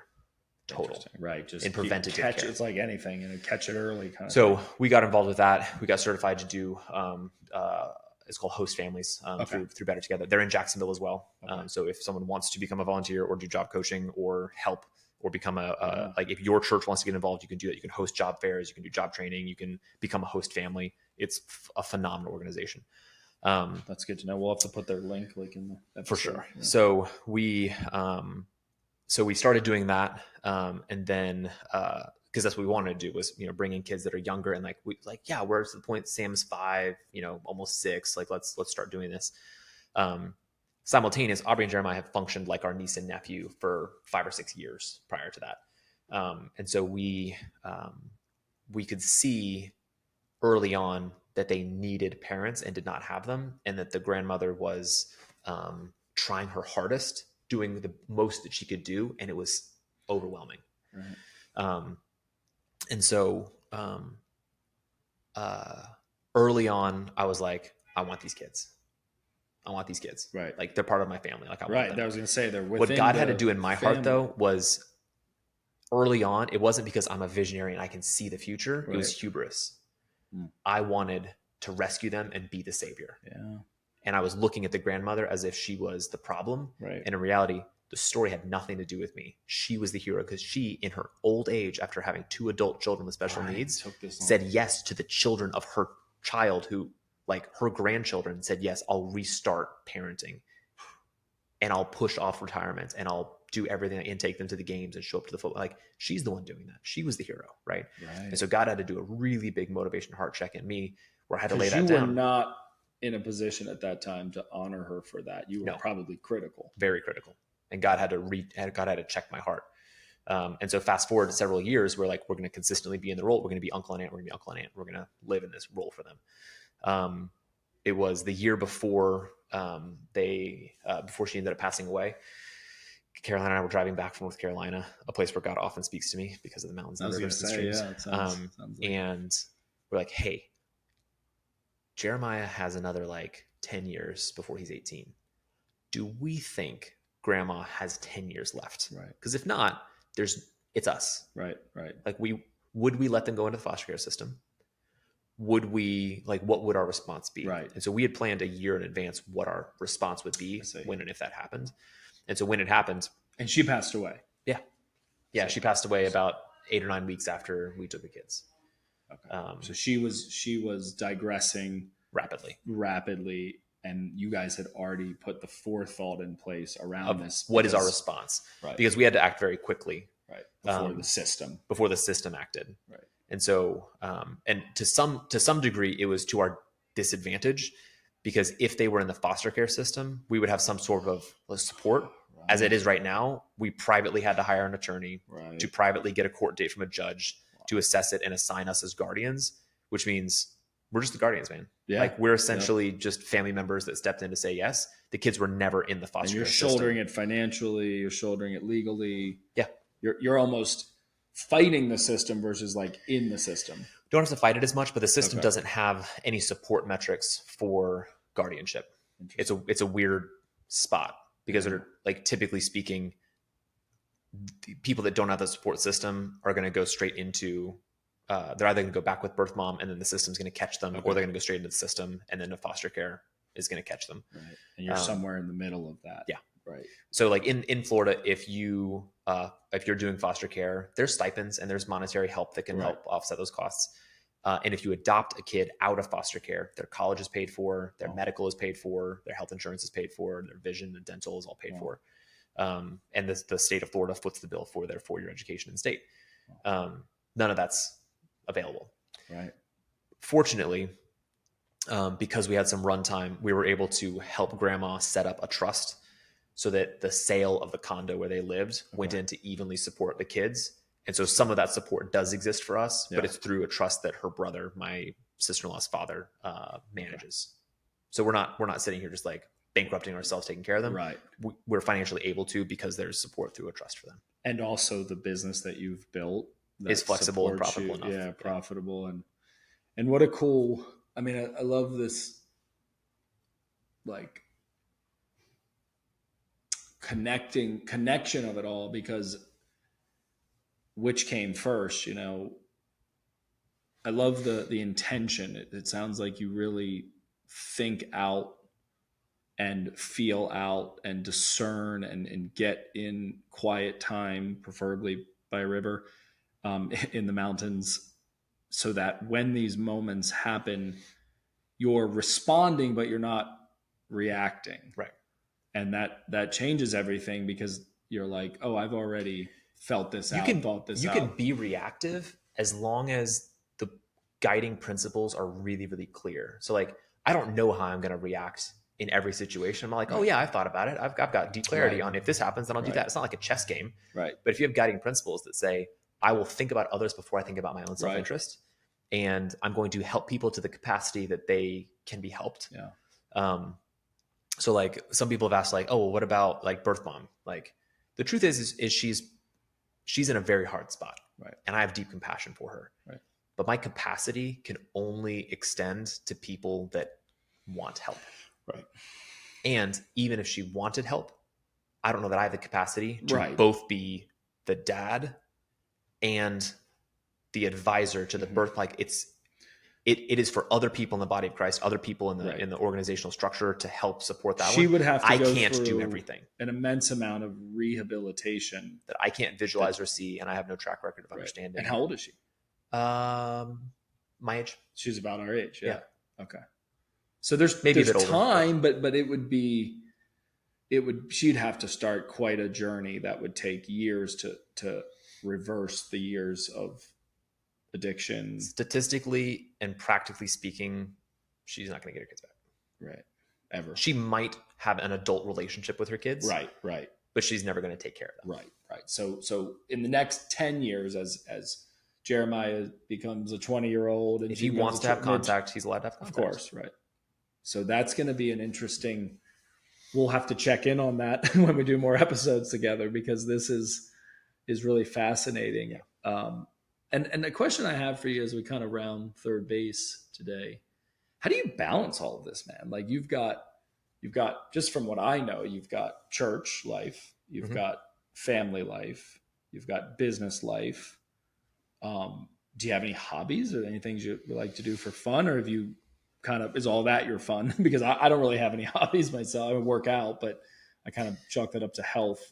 Yeah. How do you like keep this all in orbit with one another, and not drop the balls, not spin too many plates and they crash? And do you feel like you are balancing it well, or do you feel like, man, this area is humming, this area is not? It's a hard thing, right? Because there's probably times where you're just like locked in, you're like cranking. I just brought on 3 clients, the team's doing great. And then you're like, oh wait, I gotta go over here because I didn't really address that issue. And then we have this and that. I'm kind of curious that as somebody that similarly balances quite a bit, I can give you my short answer, Jen, not me, my wife, but how do you and Caroline like manage all of this? Yeah. A lot of the family stuff, a lot of like the daily operations of family stuff is because my wife is a full-time stay-at-home mom. Right. She homeschools our like younger kids, and she's at home with the kids full-time. Yep. So it would be very, very hard if she were also working and we had to balance that. Yep. And it would mean that some of the balls that we were keeping in the air of, hey, how present and intentional do we want to be with our young children, would come down a few notches, right? A good visual for it is the balance wheel that we do. I was going to say, we kind of have an answer. So for folks that don't know, the balance wheel is these various areas of your life. So like rest and retreat, marriage and family, walk with God, physical fitness and nutrition, personal finance. And the visual is you have, scales of 1 to 10 that you do every single month. And you get this visual of, here's a wheel over here in this pie. It's this full, and this one's this full, and this one's this full. And the question is, would it roll? Right. Like would the wheel roll, or would it be really bumpy? Right. That's how bumpy my life is right now, is I'm doing great in my personal finance, but it's at the cost of something else. Right. It's okay to be a 6 out of 10 across the board. Right. And to progressively get better across the board. Right. There will always be stuff that you're going to naturally do better at, and that you're going to naturally deprioritize. And that picture of what balance looks like is going to look different for every person. But are you like, is there anything that you could point to right now that you're redlining on, that you're like, it's just dog shit? like it could be nutrition, it could be sleep, it could be, is there anything, or do you feel, because like I had that going on. You're redlining on rest and retreat, aren't you? Yeah, exactly. Yeah. That was my thing. And then I course corrected it in the month of May. And I think it's all relative. For some people, they might need like a week or a month. But for me, like a long weekend, we went away for Thursday, Friday, Saturday, Sunday. And the tank refills pretty quick. Yeah, it was like, I'm kind of curious. Yeah. Rest and retreat typically is the one that deprioritizes, partially because I am others oriented. I have family, I have employees, I have clients, I have church. Like there's a lot of other oriented stuff that I've built into my world. And it takes intentional saying, I'm going to take time away from my family to sharpen the axe. I'm going to take time away from my business to sharpen the axe. That's hard. Sure. Yeah, that's hard to do. Because it's harder to keep swinging with the dull axe. And I think it's hard for me, at least, I'll just speak for myself. Somehow that feels selfish. Like if I'm doing something, I have found that if I connect that it's for somebody else, I find the energy to do it. But if it's for myself, I'm like, oh, this is really. Then frame it as, I need to have the energy to care for and love my wife well. Yeah. I need to have the energy to care for my employees well. And if I burn out, I'm going to harm them. Yeah. So I owe it to them to rest and retreat. The best metaphor that I have for this is, a lot of people try to make their aims as if they're pulling back a bow and they're lining up on the target, and they're like, oh, am I going to get this right? And I'm like, oh, it's off target. Shoot, I missed the mark. And they just, this repeated process of like always trying to hit the mark. And they're like, oh, I need to keep everything in balance all of the time. And I need to like be great at this and great at that. And oh no, I'm not good at this anymore. And now I feel terrible about myself. It's not the metaphor for how we navigate life. Or if it is how you navigate life, you're going to live with deep anxiety and frustration all the time, even if you're doing great. Right. A better way to think about it is, I know that home is somewhere on the other side of these woods, but the topography is kind of weird and I'm not sure which direction north is. But if I sit here and I think and I plan and I study, I'm never going to actually figure it out. I have to walk into the woods, get some perspective, be like, oh, the sun's moving. Okay, I need to go a little bit to the left. Course know what? There's a river here. I didn't think it was a river here. The thing, I got to go over here. Come over here. You're always making your way back towards there, but it's the constant process of behaving, paying attention, adjusting, and then behaving again. Right. And so if you are constantly trying to aim for a perfect balance and then you're frustrated, curiosity is dead. Right. You're no longer curious about what you've learned in the process of aiming. Yeah. Right. But if you take 50 steps toward the goal and 10 steps back, you're still Right. 40 steps closer to the goal. That's and you good. need to put it in the line of like consistent progress, where you may not have the information you need to be able to know what balance looks like. Cool. Right. Start doing this, start working out. Right. And if you find that your family is suffering because you're spending too much time in the gym, Right. change your schedule, Yeah, dumbass. go in the morning. Like, just adjust it. Well, you said this to me. I remember, I think I ripped off this Band-Aid. We were talking about mornings. I was struggling with mornings, and you had said to me, you know, the best way to, or we were talking about sleep, actually. You essentially, I don't know if you remember this, it was just kind of a one-off. We'd have these kind of quick conversations in the hallway here. But it stuck with me because you said essentially, you know, if you want to go to bed at night, wake up early. And I was like, oh, it's a novel idea. And I did that. I started working out. Like this morning, I now take the 6:15 class. I was taking the 5:30, but the gym consolidated. And I think God knew what was going on and just major breakthrough because they changed the classes to 6:15. I can still make it just in time for my day. So that little bit of extra sleep's been nice. But when you do that and you build a habit around that, you actually are tired at 10 p.m. You don't let your mind race for another couple hours, or get into like, you know, anxiety or overthinking or, you know, just like swirling to where you're sleeping, you know, 5-6 hours when you should be. There's no sleeping 7 or 8. sustainability in that. If you're not getting 7 to 9 hours, you're hurting yourself and your family. And I struggled with that. I've gotten a lot better, but like it used to be very rare that I slept more than 6 hours. Now I am in like the 7. If I can get 7 hours, I haven't found, I'm sure it's like making me look older, you know, or something that is compounding, but I actually only need, for myself at least, in my conscious mind and body, 7 hours.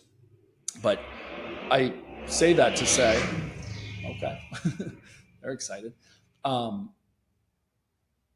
I have a question rather. So you're somebody that strikes me as living a balanced life. That the balance wheel was probably like a very natural thing. Like it's a good way to articulate what I've been trying to do. Yeah. Right. You've been at that. Now you have a tool for it, and you check in, and you're in a fellowship of peer advisory to do that. Is there anything on that balance wheel that you would like to skyrocket or be an outlier for? Or it kind of goes back to my initial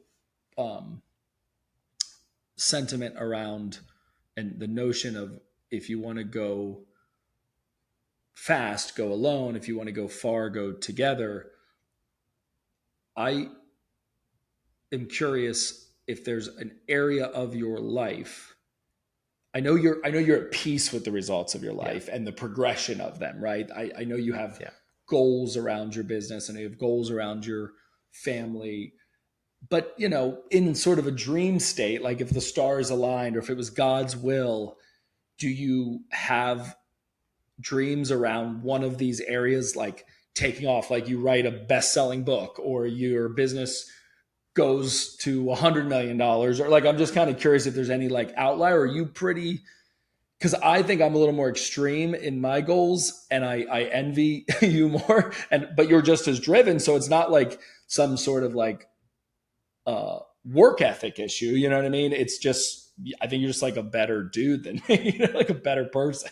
So I'm curious if there's like, you have like a little secret, like, well, really, I want this to like blow up, but you know, I'm keeping it all in balance and keeping it all in perspective. God decides, but if Stephen can maybe just make this happen, I'm kind of curious. Yeah. If you're being real about it, you know? Yeah, for sure. I do want to see Kairos grow more. Okay. I do want to see Kairos not need me as much, but that's a 3 to 5 year goal. Cool. And there are things that I need to focus on now to make that reality possible then, because it won't become real if we keep on doing the stuff we've been doing. So there's some evolution where my attention is, you can see a far distance, but where you have to focus your attention is what you can do about it now. Yeah. I think the patience of knowing that things happen most appropriately in their timing, right? That you can't rush a potato to grow. You can't rush a flower to bloom. Like you have to nurture, you have to take care. Like you focus on the inputs, the outputs take care of themselves. There's a really great C12 guy. He's over in Gainesville, Brandon West. He owns Post Creative, another agency that we do a lot of collaboration with. Cool. He just recently wrote a book called "It's Not Your Business to Succeed." And the entire premise is you are not responsible for the outputs. Right. You're responsible for the faithful inputs. And you trust the outputs to God. That's good. Our job is to be faithful, diligent input of what God has called us to do.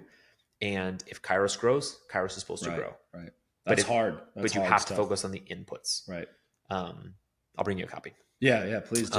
I'm about that, like learning that. That's an area that I like. The sport of wrestling, I learned that. I can remember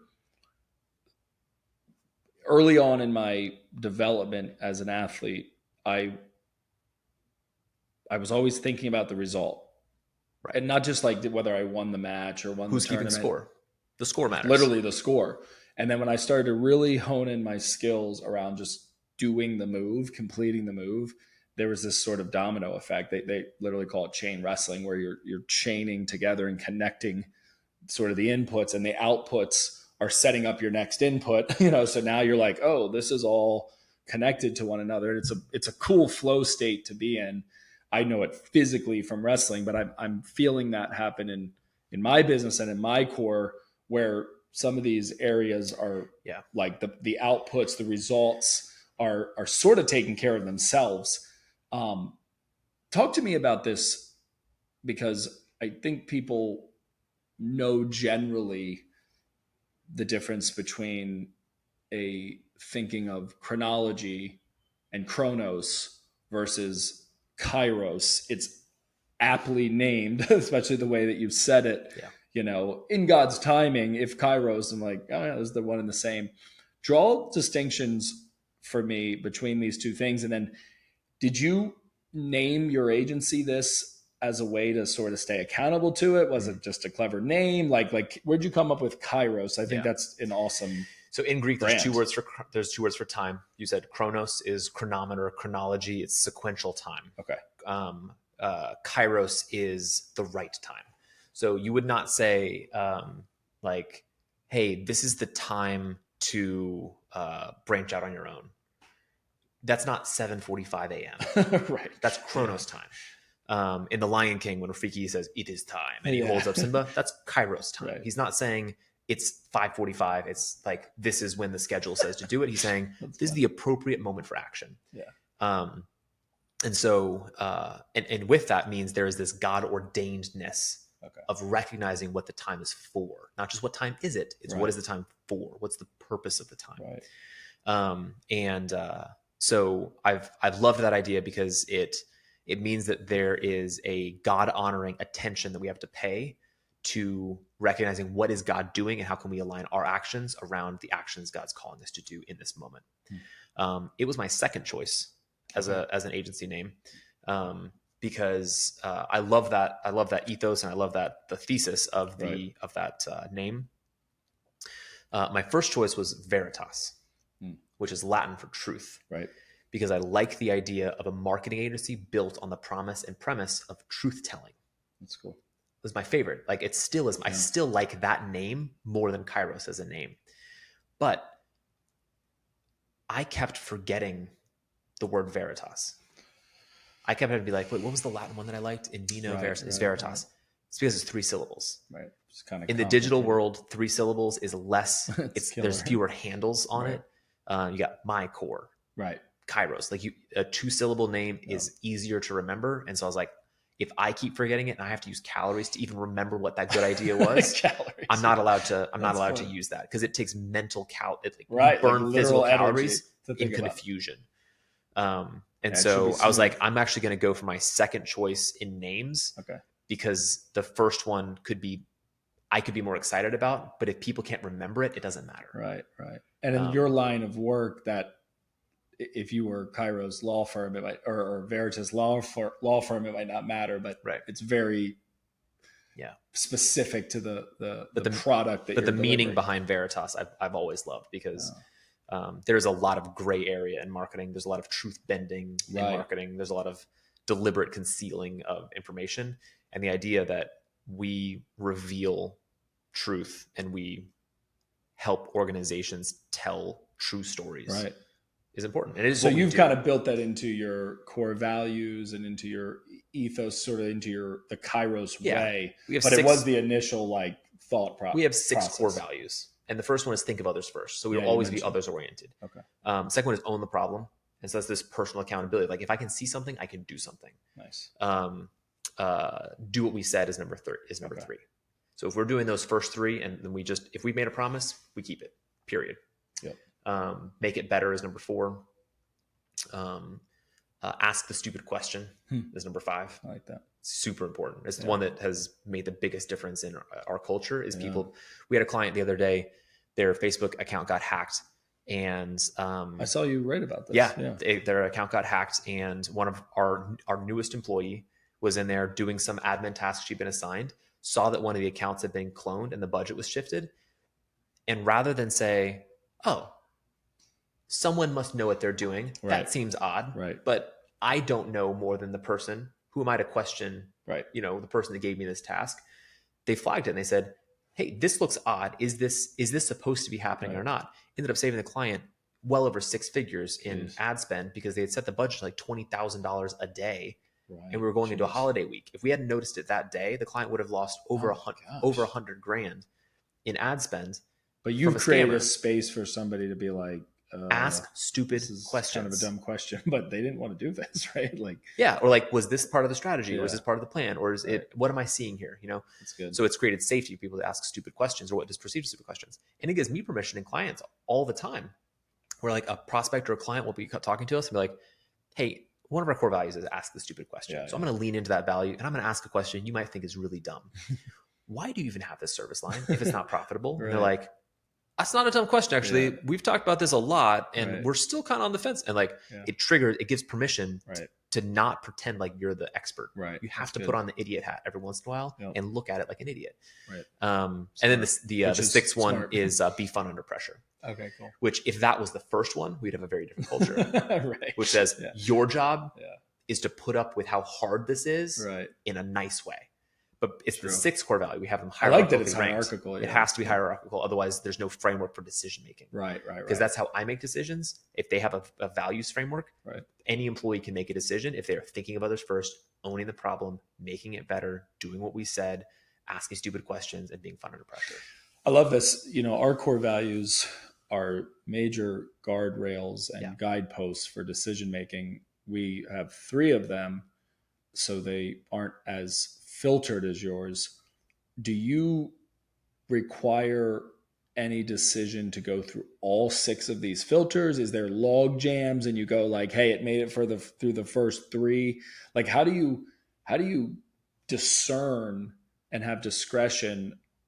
I don't know that you necessarily plot it out and get red yarn and everything, but obviously as these start to live and breathe in your mind and heart's kind of rent free, you even subconsciously, you probably knowing you and how pensive you are, you probably literally go through and like check up. All right, 4 out of 6, we're going to do it. Do you feel like the team is consciously filtering? It's pretty internalized. Okay. We've talked about our values enough to where if a proposition comes up, it's kind of like if you were to write something down, you could have a typo and you could read it 10 times and your brain would autocorrect it to what you knew you meant to say. Right. But as soon as someone else reads it out loud, your ear can recognize the typo because like, oh, that's not what I meant to say. Yeah. Your ear can recognize typos that your eyes can't. Right. Because we're used to language in an auditory setting, right? And so like your ear can hear something.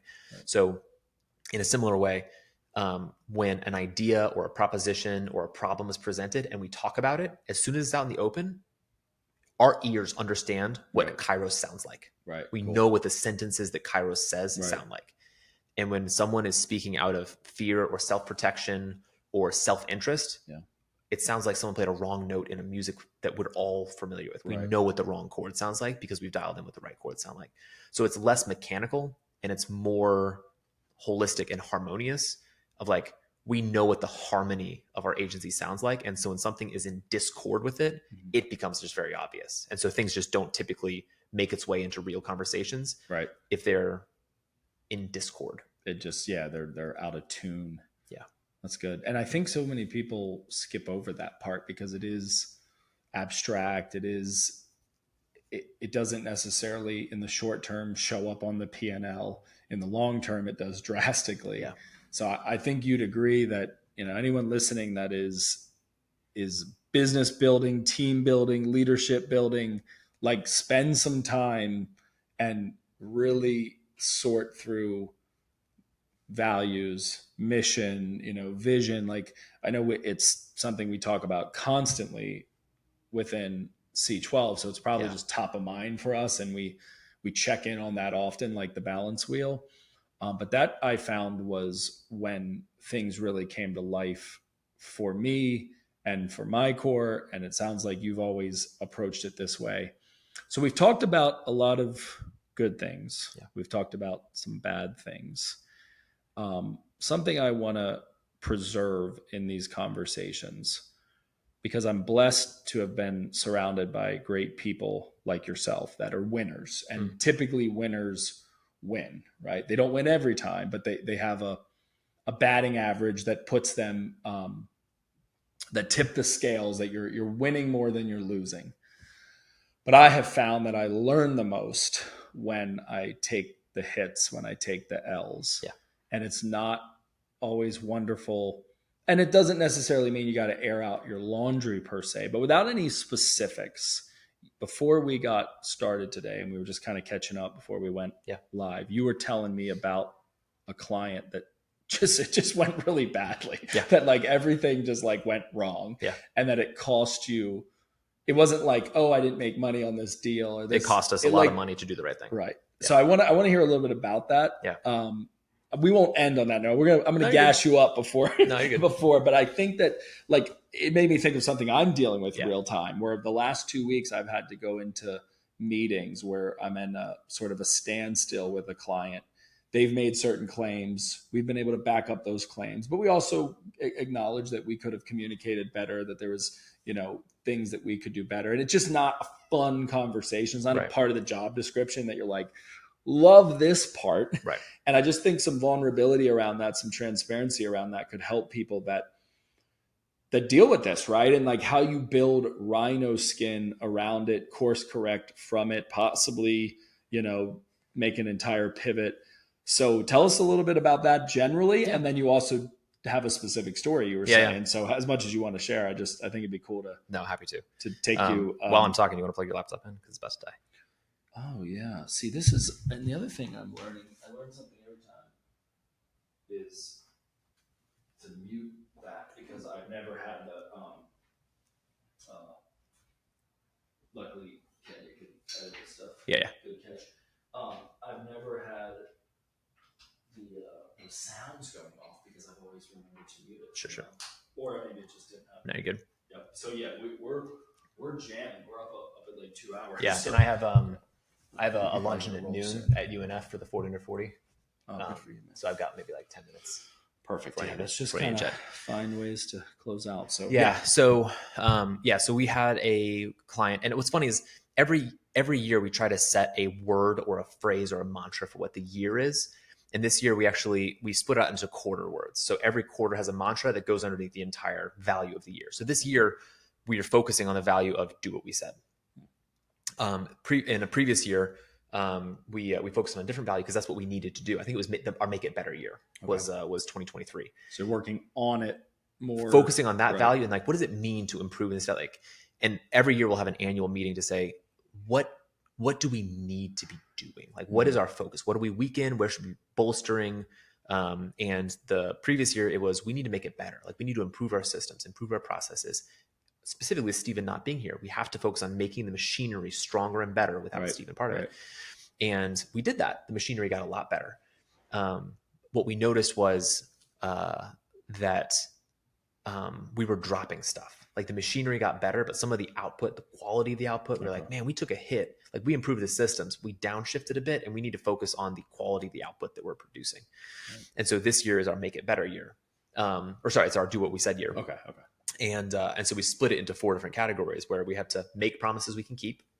Second quarter is keep promises we've made. And are you the thought leader on this? Like, do you have somebody within the organization do you do this collaboratively? Do you do this sort of, you do half of it and then find a way to get their buy-in? Like, I'm kind of curious because we do it collaboratively. Okay. But it's a skill that I bring to the table. And so the process of sharpening it into what it's literally going to be. Okay. You get more enrollment and you get more buy-in if people are part of the process. Right. So it could be true that I went off to a mountain, thought up something, came back and said, here is what we were doing this year. Right. And they like me enough, they would probably go along with it. Right. But the emotional buy-in of them saying, hey, I'm noticing that we have this problem and we have this problem, and I would love to fix this part of the agency. And then me saying, you know what all these 6 things have in common is if we were focused on making it better and making promises we can keep and keeping promises we've made, then these things go away. And they're like, yes, like we provided the raw material. It makes sense now. We're part of the machinery of what this is looking like. Okay, cool. So we split it into make promises we can keep, which has to do with packaging, pricing, proposals, scoping, all of that. Like we have to start by making promises we can actually keep. Right. Then we have to keep promises we actually made. Right. The third one is making it make sense. So clarifying, reporting, client communication, systems like that. We have to make what it is that we've done make sense to the client. And fourth quarter is going to be keep it up. Cool. And so that's how do we have sustainable systems based on what we've learned over this previous year. So right now we are finishing up the do what we said, and we're moving into making it make sense. Cool. And most of the problems that we encountered with this specific client were issues of excellence that we were fumbling internally. But the value that we held to was we're going to do what we said, even if it costs us. I don't have a value of make money on every project. I don't have a value of protect profit margins. I don't have a value of don't look foolish in front of clients. Right. Our value is do what you said. Right. Did you say you would do this? Yep. Then you have an obligation to keep your word. Right. So the thing that helps with the rhino skin is what is worth failing, because you have to. You cannot succeed at everything. Right. You have to choose the thing you're going to bomb and the thing you're going to tank at. Yeah. And the way that we can delineate what is the most important thing for us to keep true is what are the values of our agency? Right.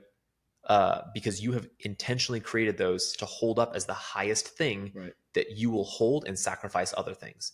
If our highest value is profit, I would sacrifice culture. I would sacrifice teamwork. I would sacrifice psychological safety if it's profit, right? Our highest value is not profit. Right. Our highest value is think of others first. Right. People. Own the problem. Do what we said. Right. And so as we were going through, it's like, well, what should we do? Think about the client. Yeah. What are they going through? They've entrusted a project with someone that they thought could execute it, and they're realizing that it's harder than they thought, and they're trying to figure out what to do next. We have to own the problem. Where we drop the ball, we have to say, we dropped the ball. But we're going to fix it. Right. Not just we're owning the issues, we're owning the solutions too. We're owning all of it. And then do what we said. Dude, I'm telling you, this project cost about 3 times what we made on it. So we paid 2 to 3 times more to get this project done than we made on it. Right. And I would do it exactly the same again. Because you've kept your integrity. You've learned a lot about your own company and probably yourself. Yep. Some of it was probably sobering and humbling, but empowering and equipping. But we kept our word. But you kept your word. So you go to, I say it this way, that when I lay my head down at night, right before I fall asleep, there's nothing that plagues me. Right. I'm not perfect by any stretch, but because I've stayed within a margin of error of those values, I have congruency and alignment, and that gives you a peaceful sleep. I sleep well at night, and the value of sleeping well at night is so much greater than the money that you could have earned or the,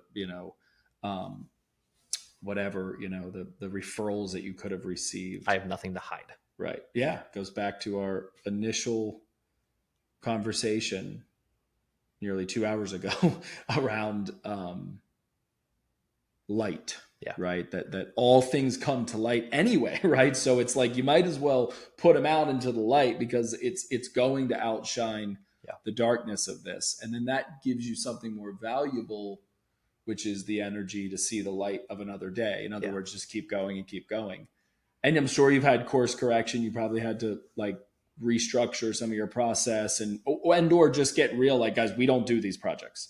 Like that thing that we just got our ass handed to us, we're not doing it, or we're building up to doing it. Which one did you decide? Did you decide we're building up to it or we're not doing it? We decided to restructure how we do it so that we could do it excellently next time. Okay, cool. So there was a disconnect in maybe who was doing it, how it was being done, the sort of the infrastructure that is Kairos Digital to attack that problem and it be world-class like so many other.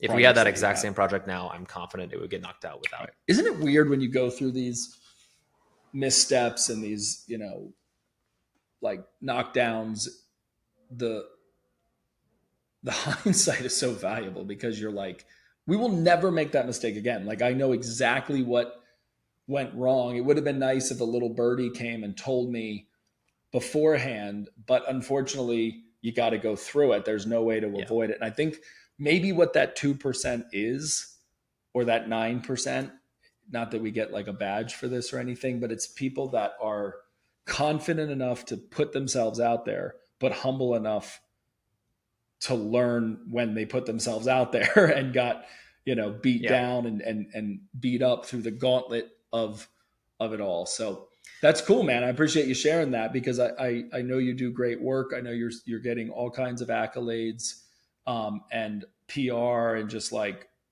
as you should. But I think it's powerful for people to hear that, like, I'm constantly screwing things up. I mean, I daily screw things up around here. Imagine telling your kid, hey, riding a bike means not falling over. Right. So when you fall over, you are failing at riding a bike. Never to ride again. Never fall over. Falling over is part of the process of learning how to control and ride a bike. Right. If you imagine telling your toddler, walking is putting your feet in front of you. It is not falling over. If you try to crawl everywhere, you're going to you'll never be like me, Right. You'll never Good parenting. like falling over puts you in danger. It puts other people in danger. Don't fall over, Falling over is part of learning how to walk. Falling off a bike is part of learning how to ride a bike, having mistakes. The question is not, did you fail? It's what did you learn in the process? And are you paying attention? Yeah. Because you're not paying attention. Success is a terrible teacher. It teaches you nothing. Right. Nothing fails like success. Yeah. Failure is the only teacher that is worth listening to as long as you are paying attention and you keep curious. Right. If you stay curious and because hindsight is not 20/20. Right. Because you can misunderstand something in the past just as well as you can misunderstand something in the future. Right. That's a good point. And so being curious and having other people look at you and having other people speak into it and being humble and teachable, that's going to help.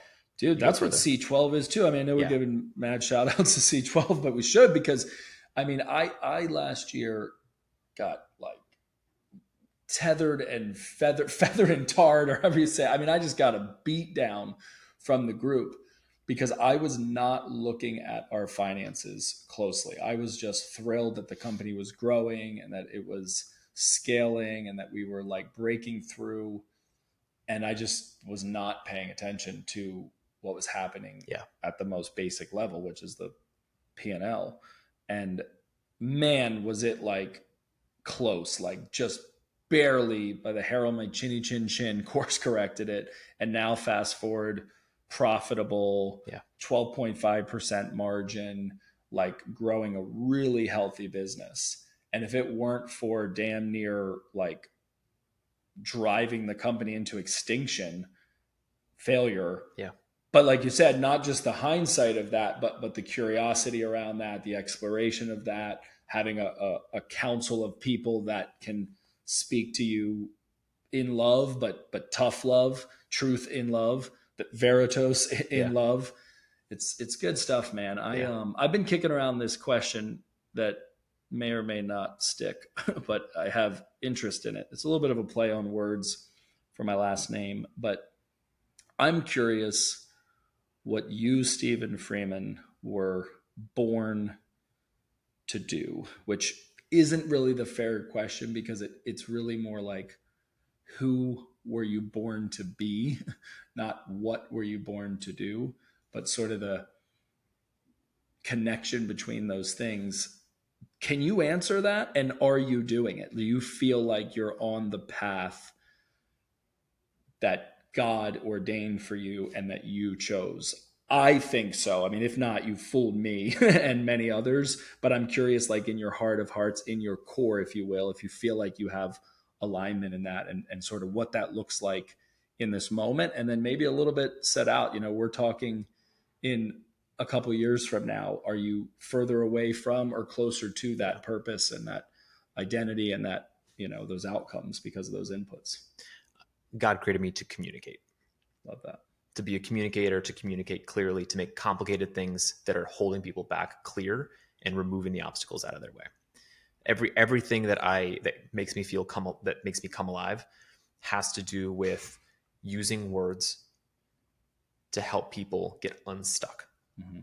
So yeah, that's good. Kairos is not the pinnacle manifestation of that. I get to preach in my church. I get to write poetry. I get to write articles. I get to do podcasts. I get to but anytime I'm communicating complicated things clearly so that people get unstuck, I'm doing what God called me to do.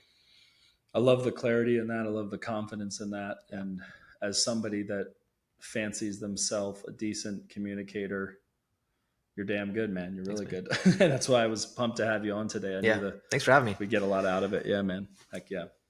Much love, and we'll check in and keep this story going. Thanks, man. Appreciate you having me. Good stuff.